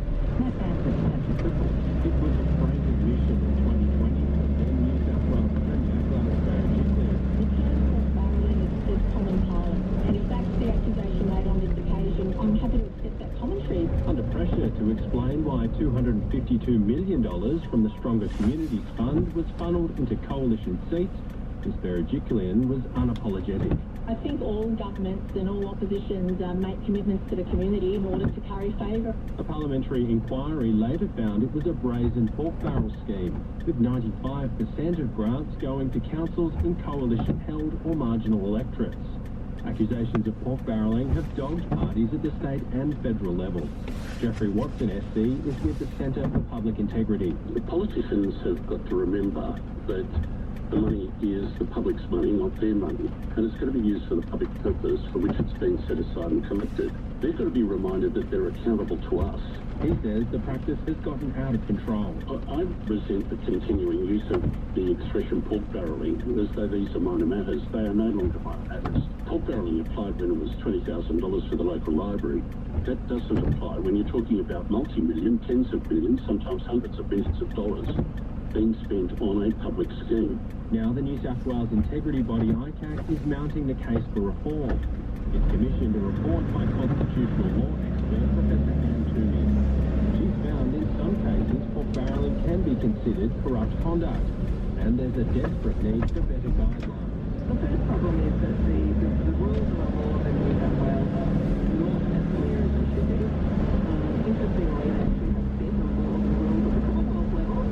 So what we need to do at the state level in New South Wales is A, improve the laws that we have and the rules that we have in relation to grant demonstration, because they're well below par, they're very vague, they don't set out the rules in sufficient detail. And we also need to do it in a way that cuts off the ability to avoid them. Promises are a visible part of our political system. And Professor Toomey says they're important, but they need to be regulated. What we need to say is work out how do we have that intersection between politics and spending of money. Obviously, politicians and political parties need to be able to campaign on things, but when they campaign, they should be campaigning on the basis that any money that is granted by the government is done so fairly. It's come at a time when the push for government integrity has never been stronger. The new Federal Minister for Sport, Hannah Wells, says her government will look at ditching the Coalition's controversial community sport infrastructure scheme. In 2020, the program was found by the National Audit Office to have spent millions of dollars on local sports infrastructure without proper process. The scheme was later dubbed Sports Rorts. Ms. Wells says the election demonstrated people want integrity put back into federal politics. Not only was it wasteful for the Australian taxpayer, it was really quite fractious for our community. You know, we've said that we will not do things like that in government. Professor Anne Toomey's report will be discussed this week in a public forum hosted by the New South Wales ICAC. I think there is a real opportunity here for the New South Wales government to grab this and use it as a good policy measure going forward, to say this is something that's important to the people of New South Wales. We do want this cleaned up, and I think we saw that in the Commonwealth election as well, this appetite for greater integrity, and to actually put in place good measures to achieve that. Her findings will form part of a submission to the New South Wales government. Jeffrey Watson, SC, says it's a promising sign. Things are about to change. I'm confident that the result of this forum will lead to some guidelines so that there are principles set up, at least in New South Wales, and when ministers depart from that advice, they'll have to identify that they have done so and why they have done so. And if you do that, you can get rid of all of these mass of problems. That is Jeffrey Watson, SC, ending Matt Bamford's report.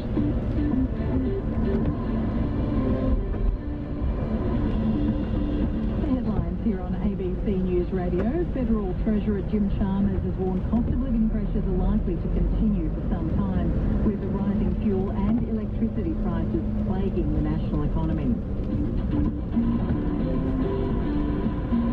Pacific Islands Forum Secretary General Henry Puna has called on China to commit to stronger climate change action.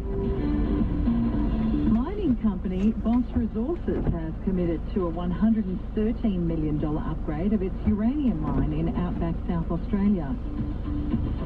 And in sport, the Australian men's cricket coach Andrew McDonald will miss the first week of the tour of Sri Lanka after testing positive to COVID-19.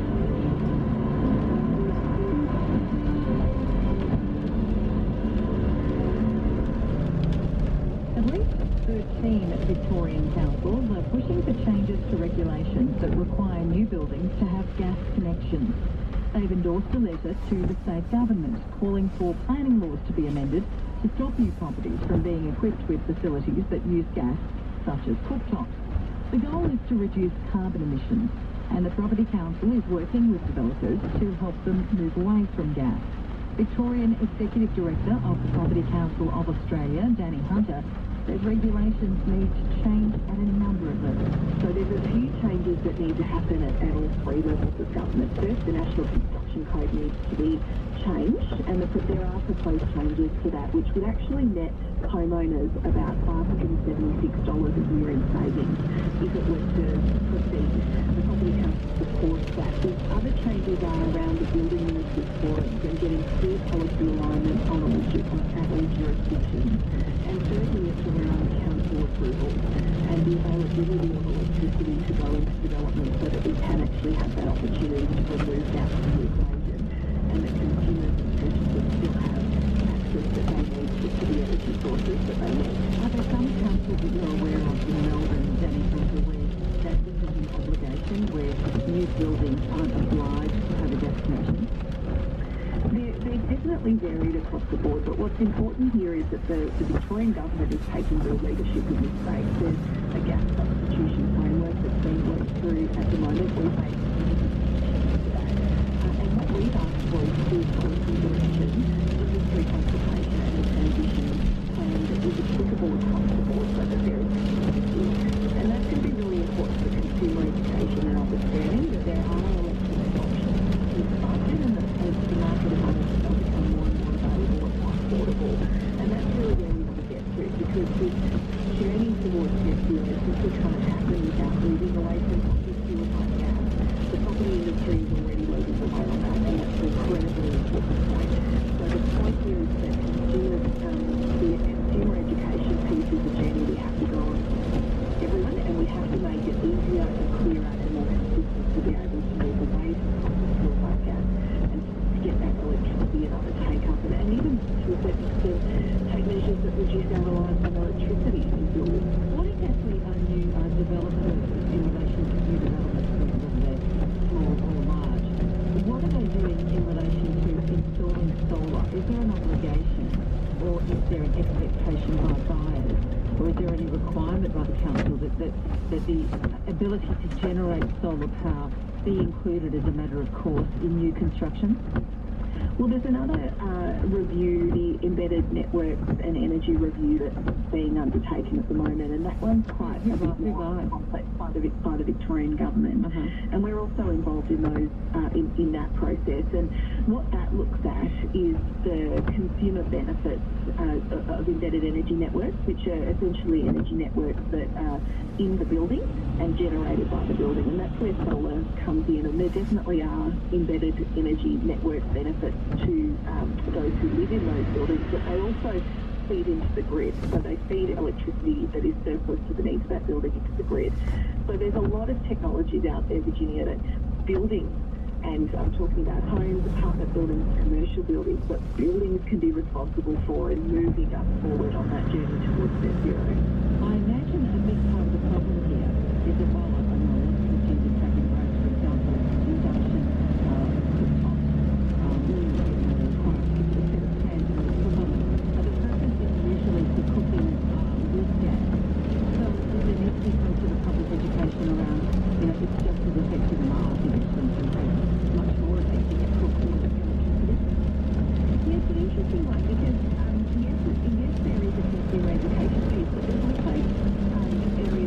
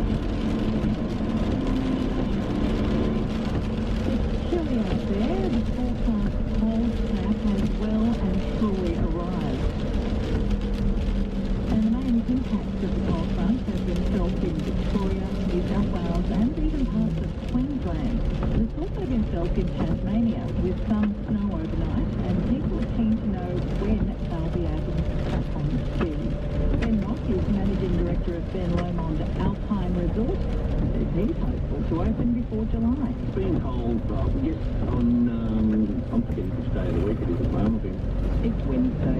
But on Monday it was it was a beautiful day Monday, blue skies, hardly any wind, and then yesterday. So the great thing about it was the ground was pretty much almost frozen to the cold weather, and that's great for the snow. And but obviously the natural snow came on top, and this is our base that we really want. So it's really set us up perfect for winter. Fantastic. Now, this is the burning question for you, Ben. For the snowboarders and the skiers, how long until we can strap on the boots? Our scheduled opening date is the 1st of July. However, we are trying to open earlier and is yet to be confirmed. But we are working frantically to do that. And would that include the snowmaker to sort of help things along a little bit? No, we don't actually have snowmaking yet on our side of things. Ben Lomond Snow Sports do in their toboggan area, and their snow guns are ready to go. And hopefully, once they get some good weather, they can make snow on their snow play and toboggan area. And hopefully next year we'll have our snow. That's to be confirmed as well. Fantastic. How's things looking in terms of maintenance? Is everything ready to go? All of the toes are up to standard? Yep, they're all ready to go. Well, we're starting to put all the T-bars on our summit T-bar, and we're just about to do some greasing of some wheels, and then we're going to move over to our next couple of lifts to sort of get them ready. And so we're doing the start on the job. Fantastic. And how are you going for starting? Yes, good. I'm already on board, and I've got another 20 interviews to do in the next day or two, so I'll be getting them on board as quickly as possible. So have a good amount of staff on the season, and it's a really good season. Hall of Fame and received the Order of Australia. ABC Sports Chloe Hart believes the man nicknamed Rap is synonymous with rugby league. He commentated the grand final between South and Penrith at the end of the 2021 season. That was the last game that he commentated, and he had spoken to his employer, the SMA. He told the Sydney Morning Herald that after 55 years he has nothing left to prove, and it's time that his time in the commentary box is over. He said it's obviously a sad time, but he will continue to be employed by Channel 9. I'm not sure exactly in what capacity. And he said as he's nearing his 80th birthday, each time he calls a game, he was worried that he got closer to making a fool of himself. And after that grand final between South and Penrith, he walked out feeling like he'd done a good job, and that he just knew that it was his last game. And while he missed calling immensely, for now, after 55 years, he needs to focus on his health and his life after commentary. He's been on our TV screens since 1974. He started in radio well before that. That's a heck of a long time in broadcasting. What do you think he brought to the role? What made him so indispensable? I mean, he's just synonymous with rugby league. The name Ray Rabbit Warren, every time you think of rugby league, he really has just elevated the standard of broadcast, I think, and he brings so much excitement and enthusiasm, and he really brings the audience in and around him, brings the audience into the commentary box, or even onto the field themselves. When you're listening to a game called by Ray Warren, you certainly feel like you're right there in the action, and he just keeps it so exciting and fresh after so many years. There's not many commentators that are in a league like he is, and in 2019 he was inducted into the NRL's Hall of Fame. So he really is such a huge part of the game and has been such a massive contributor to rugby league over the years. He certainly forms the basis of my rugby league childhood, and I don't think I'll ever lose that. What do you think will be Ray Warren's lasting legacy in the sport? It will take a very long time for someone to come and match what Warren has contributed to the game, and how much his voice is associated with the game of rugby league. But I think he also is a real aspiration for people. He was just a young guy from TV, a small country town about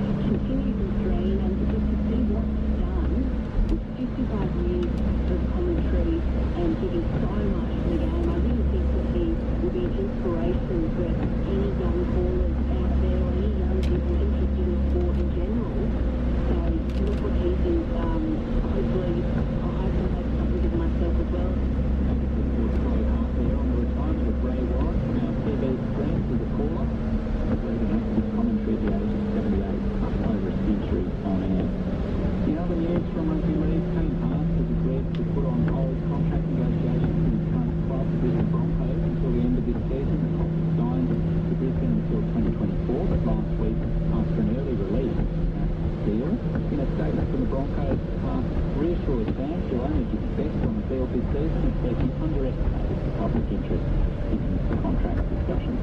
That's all for sports for the moment. I'll be back in half an hour. Thanks, Andre.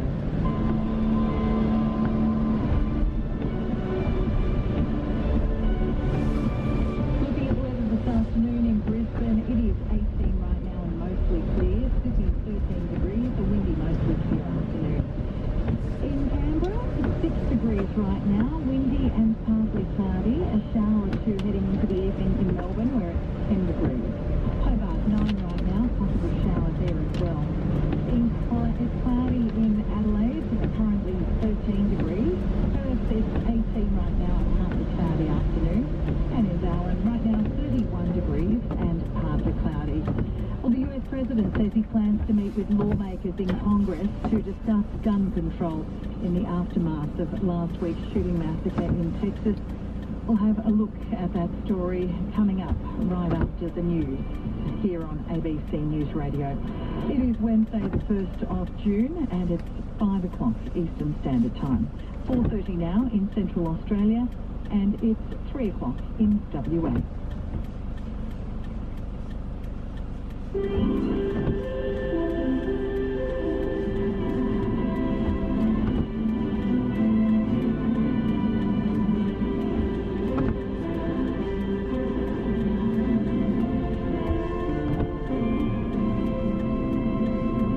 ABC News with Glenn Lauder. The new government ministry has officially been sworn in and is already facing tough economic conditions to deal with.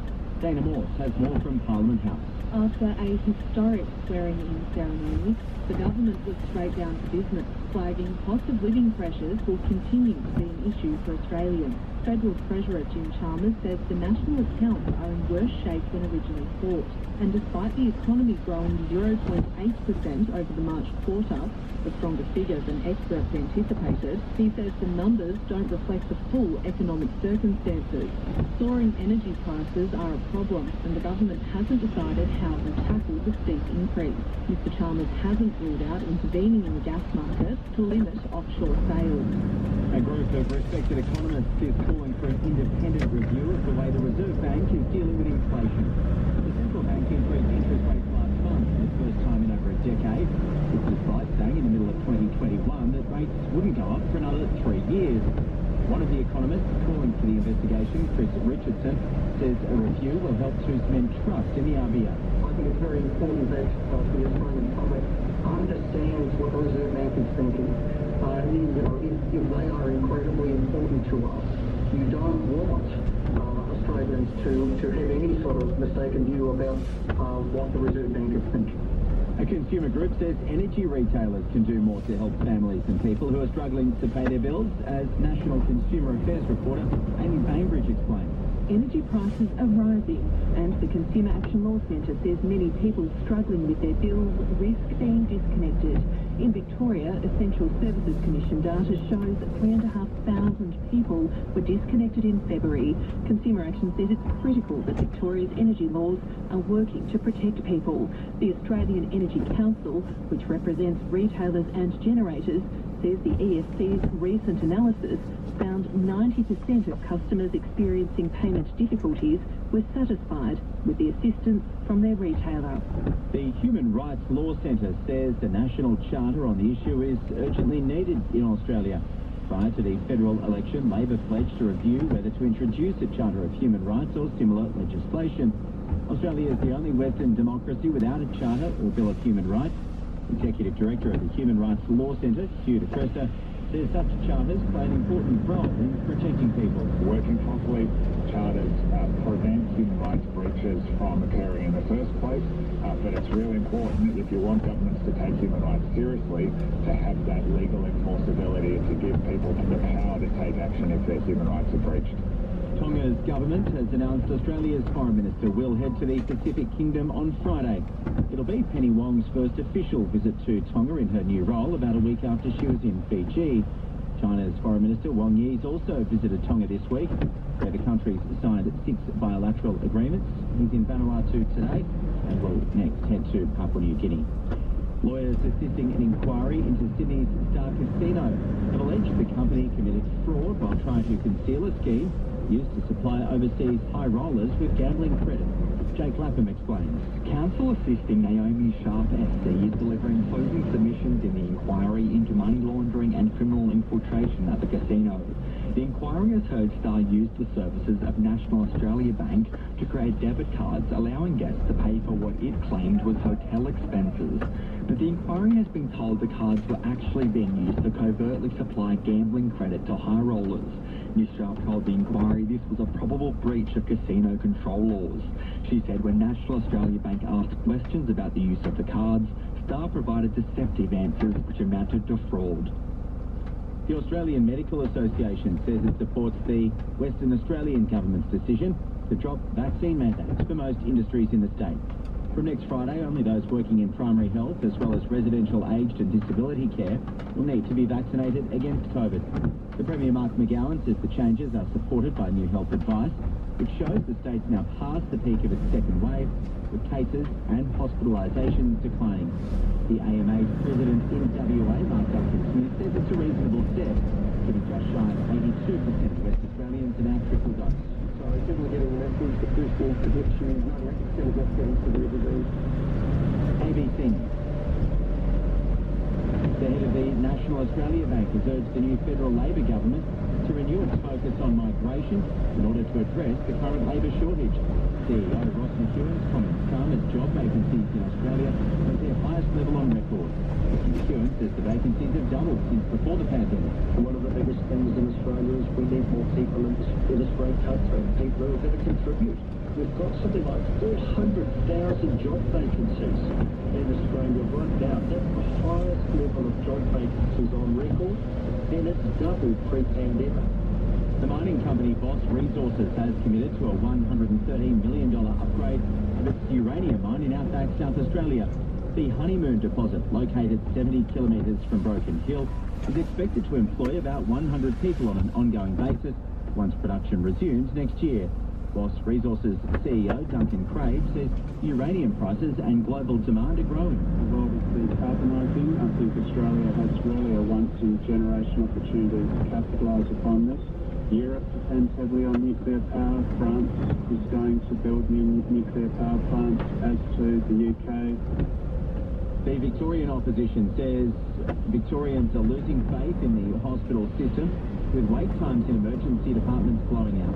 The ABC's revealed the number of people abandoning emergency care before they've been seen has doubled in the past year. A 76-year-old woman was forced to wait more than 14 hours at the hospital emergency department overnight with severe abdominal pain. Opposition leader Matthew Guy says getting the state's emergency departments working properly needs to be the government's priority. Victorians are going to have confidence in the health system. The government's going to fix the crisis in the health system. And they can't keep blaming everyone else for the health system's problems, whether it's in regional Victoria or in Melbourne. 2 South Australian household renewable energy programs will be axed in tomorrow's state budget. The state government confirmed the home battery scheme and switch to solar program will both go in Stephen Mulligan's first budget as Treasurer. The move will save taxpayers $19 million, but the Conservation Council's Craig Wilkins says the decision to scrap the government subsidy to household storage units came as a shock. If it is just about cost saving, then it is very disappointing in the wake of the government's declaration of a climate emergency, because we know that the shift to clean energy is an essential part of that response to an emergency. Labor says the program's fallen short of meeting its target being rolled out to 40,000 homes.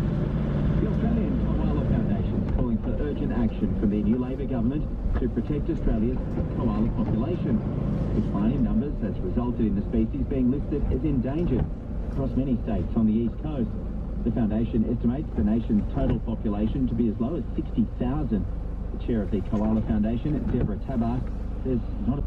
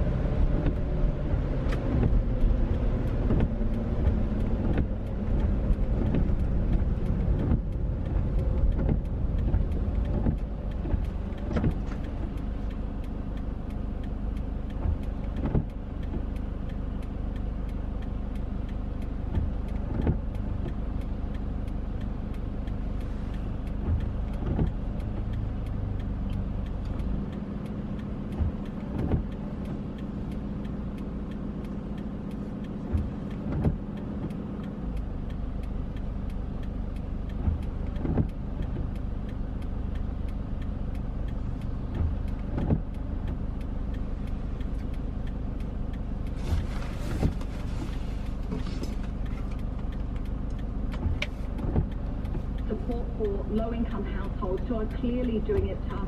We know that real wages are falling. From an economic perspective, the next focus point, I guess, is around the outcome for the minimum wage, which we're expecting in the next few weeks.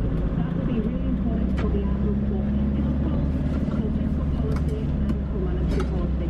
Yeah, and one final data in the national accounts, Joe, showed that household savings are falling. I mean, they've been running at, I think, historically high levels. They've dropped again in the March quarter. What's that telling us about the way people are managing their own finances at this stage? Household savings leapt higher during the pandemic. Now, part of that is a response to uncertainty. Part of that was because we supported income through policies like JobKeeper, but people couldn't get out and spend. So there's a bank of savings there. And as we go forward, we expect that households will do two things.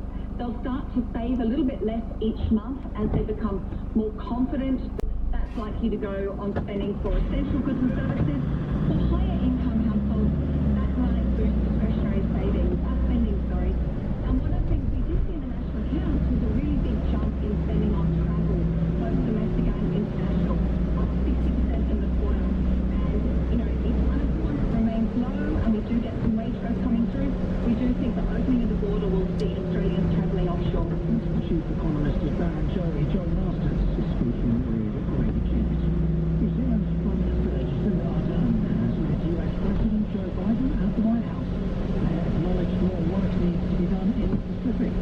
China's foreign minister continues a whirlwind tour of Pacific nations.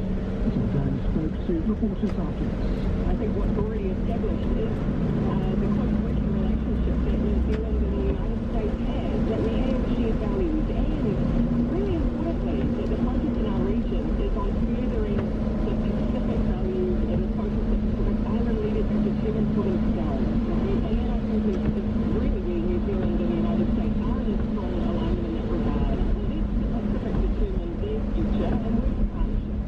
Radio New Zealand's political editor James Patterson, who's in Washington, says the meeting lasted a little bit longer than expected. Look, our team certainly signalled, a closeness and a willingness to certainly be with the US, alongside the US. She was asked, President Biden asked New Zealand for a greater commitment to the United States, and she said there was no need. We already had a close existing relationship and shared values. And also, look at it in the context of a speech that Antony Blinken, Secretary of State, gave earlier in the week. The US is building coalitions, but they're not messing around. His basic message was, we are not going to force countries to choose. However, look at the options over here with China, and they talk about leaving countries in debt, stoking corruption, and then talking about buyer's remorse. There is a very specific message being delivered by the US, dressed up in diplomatic language, and Ms. Ardern came out today and said that they had discussed China. She would only say that they had talked about the contest in the region, how the two countries would respond, but no details.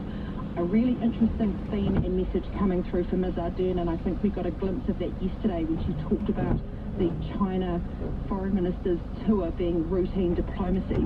She's starting to put that message out that New Zealand is not going to just react to other countries. She's starting to put it out that New Zealand will react on its own terms, and that it's not going to get in a tit-for-tat with China or any other country in the Indo-Pacific region. Radio New Zealand's political editor Jane Patterson. Time for headlines.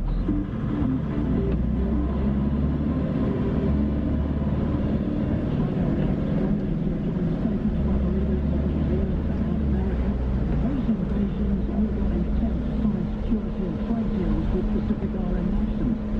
Australia's Prime Minister Penny Wong leaves for Samoa tonight on her second Pacific trip in 9 days. Fire crews contain a major industrial blaze on Brisbane's south side.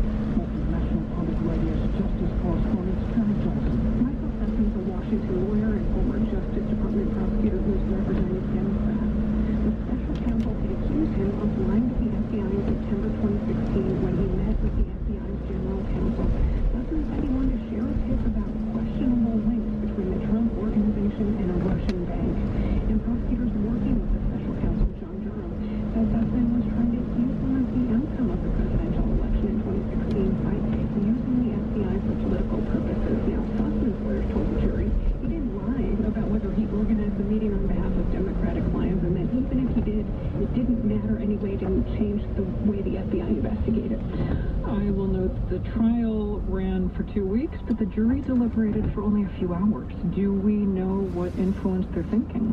Well, I caught up with the forewoman of the jury outside the courthouse after the verdict. She didn't want to give me her name, and I think they succeeded in some, and in others they failed. It didn't pan out in the government's favor, she said, and that's on them. Huh. I want to ask about something you wrote over the weekend, that this case could be considered a test of John Durham's legacy. Explain.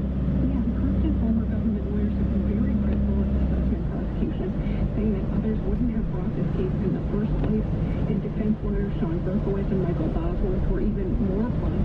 They said this was a case of prosecutorial overreach and that politics is no substitute for evidence. Sussman, their client, has had a hard time since this indictment last year. He left his law firm and has been out of work. And his elderly mom and his wife and kids have been at the courthouse nearly every day. They were nearby when Sussman made a statement to reporters. Here's more of what he said outside that courthouse. As you can imagine, this has been a difficult year for my family and me. But right now, we are just grateful for the love and support of so many during this ordeal. And I'm looking forward to getting back to the work that I love.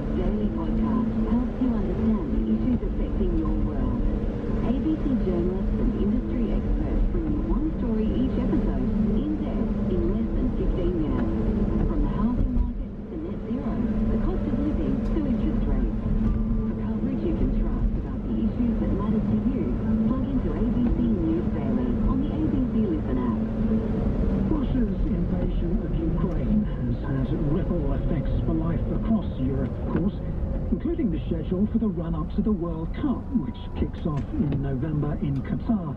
In just a few hours, there's a big match in the World Cup qualifiers, Ukraine versus Scotland.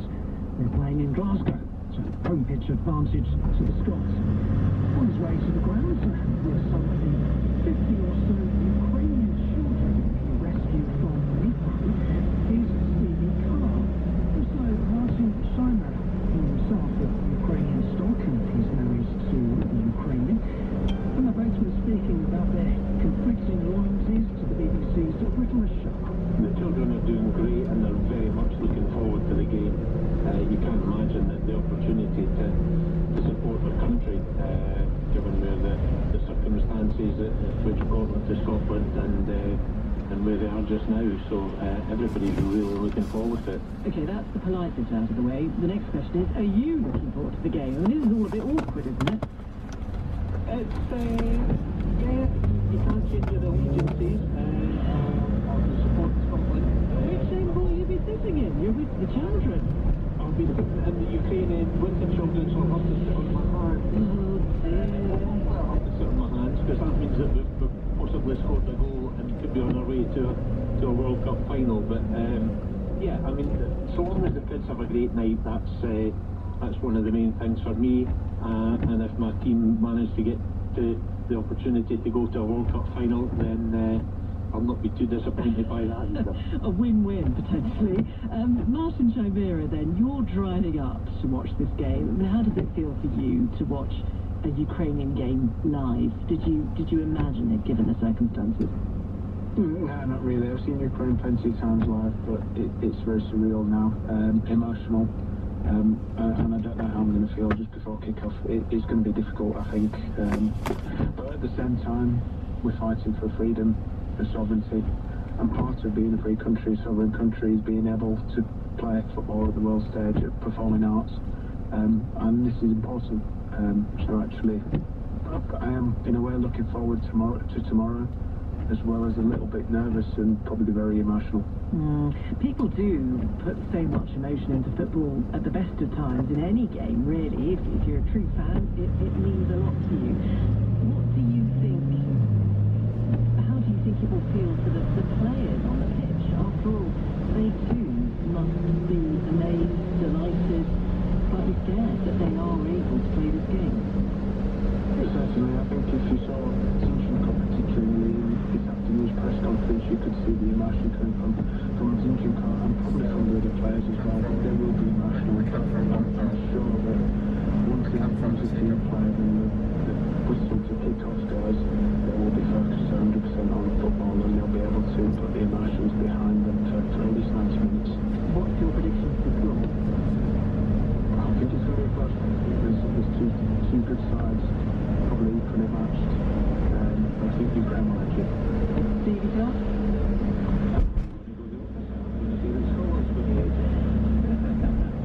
Any guess on the score? Are you looking for a 1-0 or a drama, a 3-1, or what would you be after?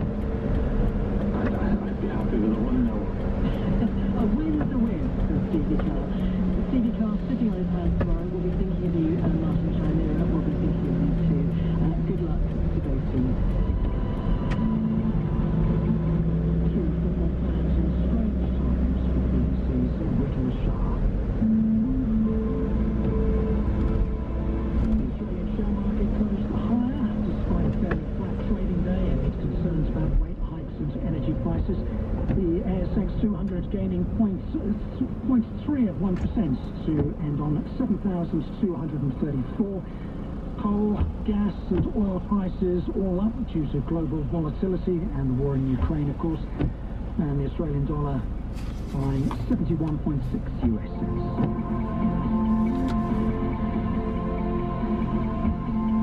Going to join the PM programme in just over 5 minutes from now.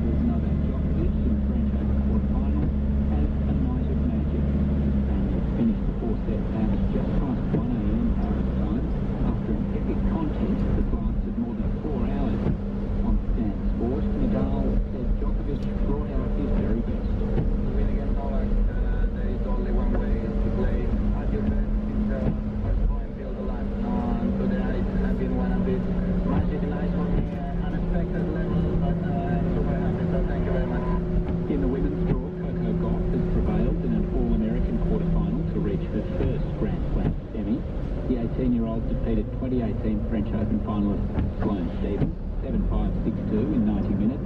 Goff said she had to overcome a mental challenge. Last time I played her, I lost, so I'm glad that today it went different. And honestly, I just told myself to just stay mentally there. I know that there were going to be some shots that I probably should have made, and there's going to be some shots that she gets in the court that probably no other player gets in the court. So I think it was just a mental challenge today. Goff will next face another first-time major semi-finalist, the unseeded Italian Martina Canadian Lady Hernandez in 3 sets.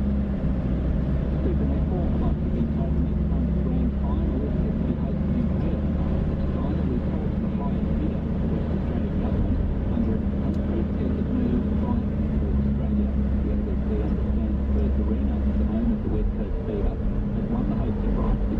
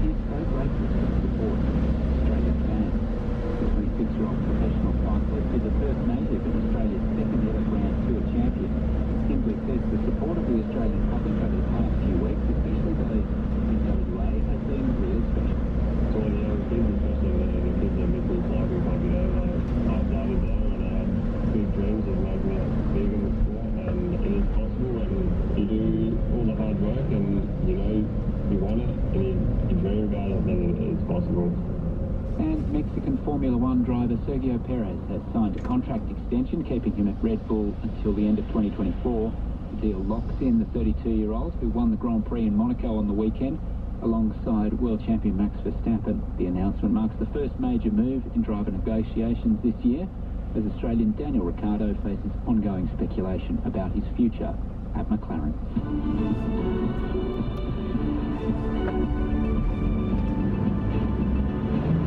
Thanks, Andre. Let's have a look at Thursday's weather in the capital cities. Brisbane, a partly cloudy day tomorrow, 19 the top after an overnight low of 8. Sydney, temperatures between 7 and 18, partly cloudy for Thursday. Canberra, -4 overnight. Morning frost, of course, ahead of a partly cloudy 11. Melbourne, temperatures between 5 and 13, partly cloudy. Hobart getting down to 3, then a top of 12, becoming cloudy. Adelaide tomorrow, cloudy, temperatures between 7 and 15. Perth, getting up to 8 degrees in the early hours, ahead of a shower or two, top of 20. And Darwin tomorrow, mostly sunny, 32.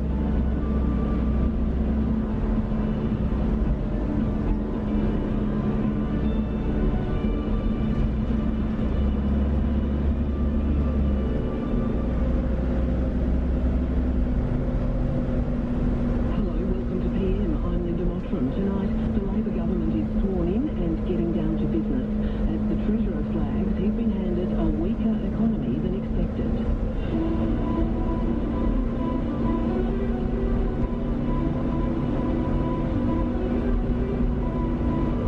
So what's the problem when economic growth figures today have come in better than forecast? Well, one thing our business reporter Michael Yander tells me is that not everyone is benefiting equally. Profits were growing around 4 times faster than wages, and that's led to the profit share of national income hitting a fresh record high of more than 31%.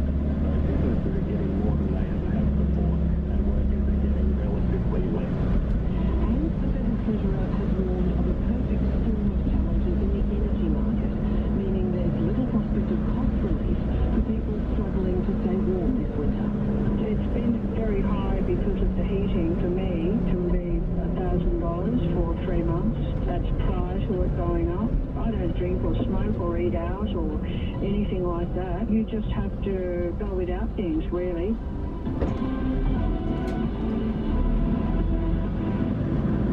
Welcome to the program. It was a day of ceremony and celebration for Labor, with Prime Minister Anthony Albanese's new frontbench team sworn in at Government House in Canberra. But the Prime Minister allowed precious little time for rest and reflection, chairing the first meeting of his cabinet with the economy high on the agenda. Despite today's economic growth figures coming in better than economists had expected, the Treasurer is sounding an alarm that he's inherited a budget mess and a weaker economy than forecast during the election campaign. David Lipson begins our coverage. With song, ceremony and the usual lashings of pomp as well. Your Excellency, I am pleased to present members of full ministry. Prime Minister Anthony Albanese introduced his full front bench, 42 in all, including him, to be sworn in before the Governor-General David Hurley.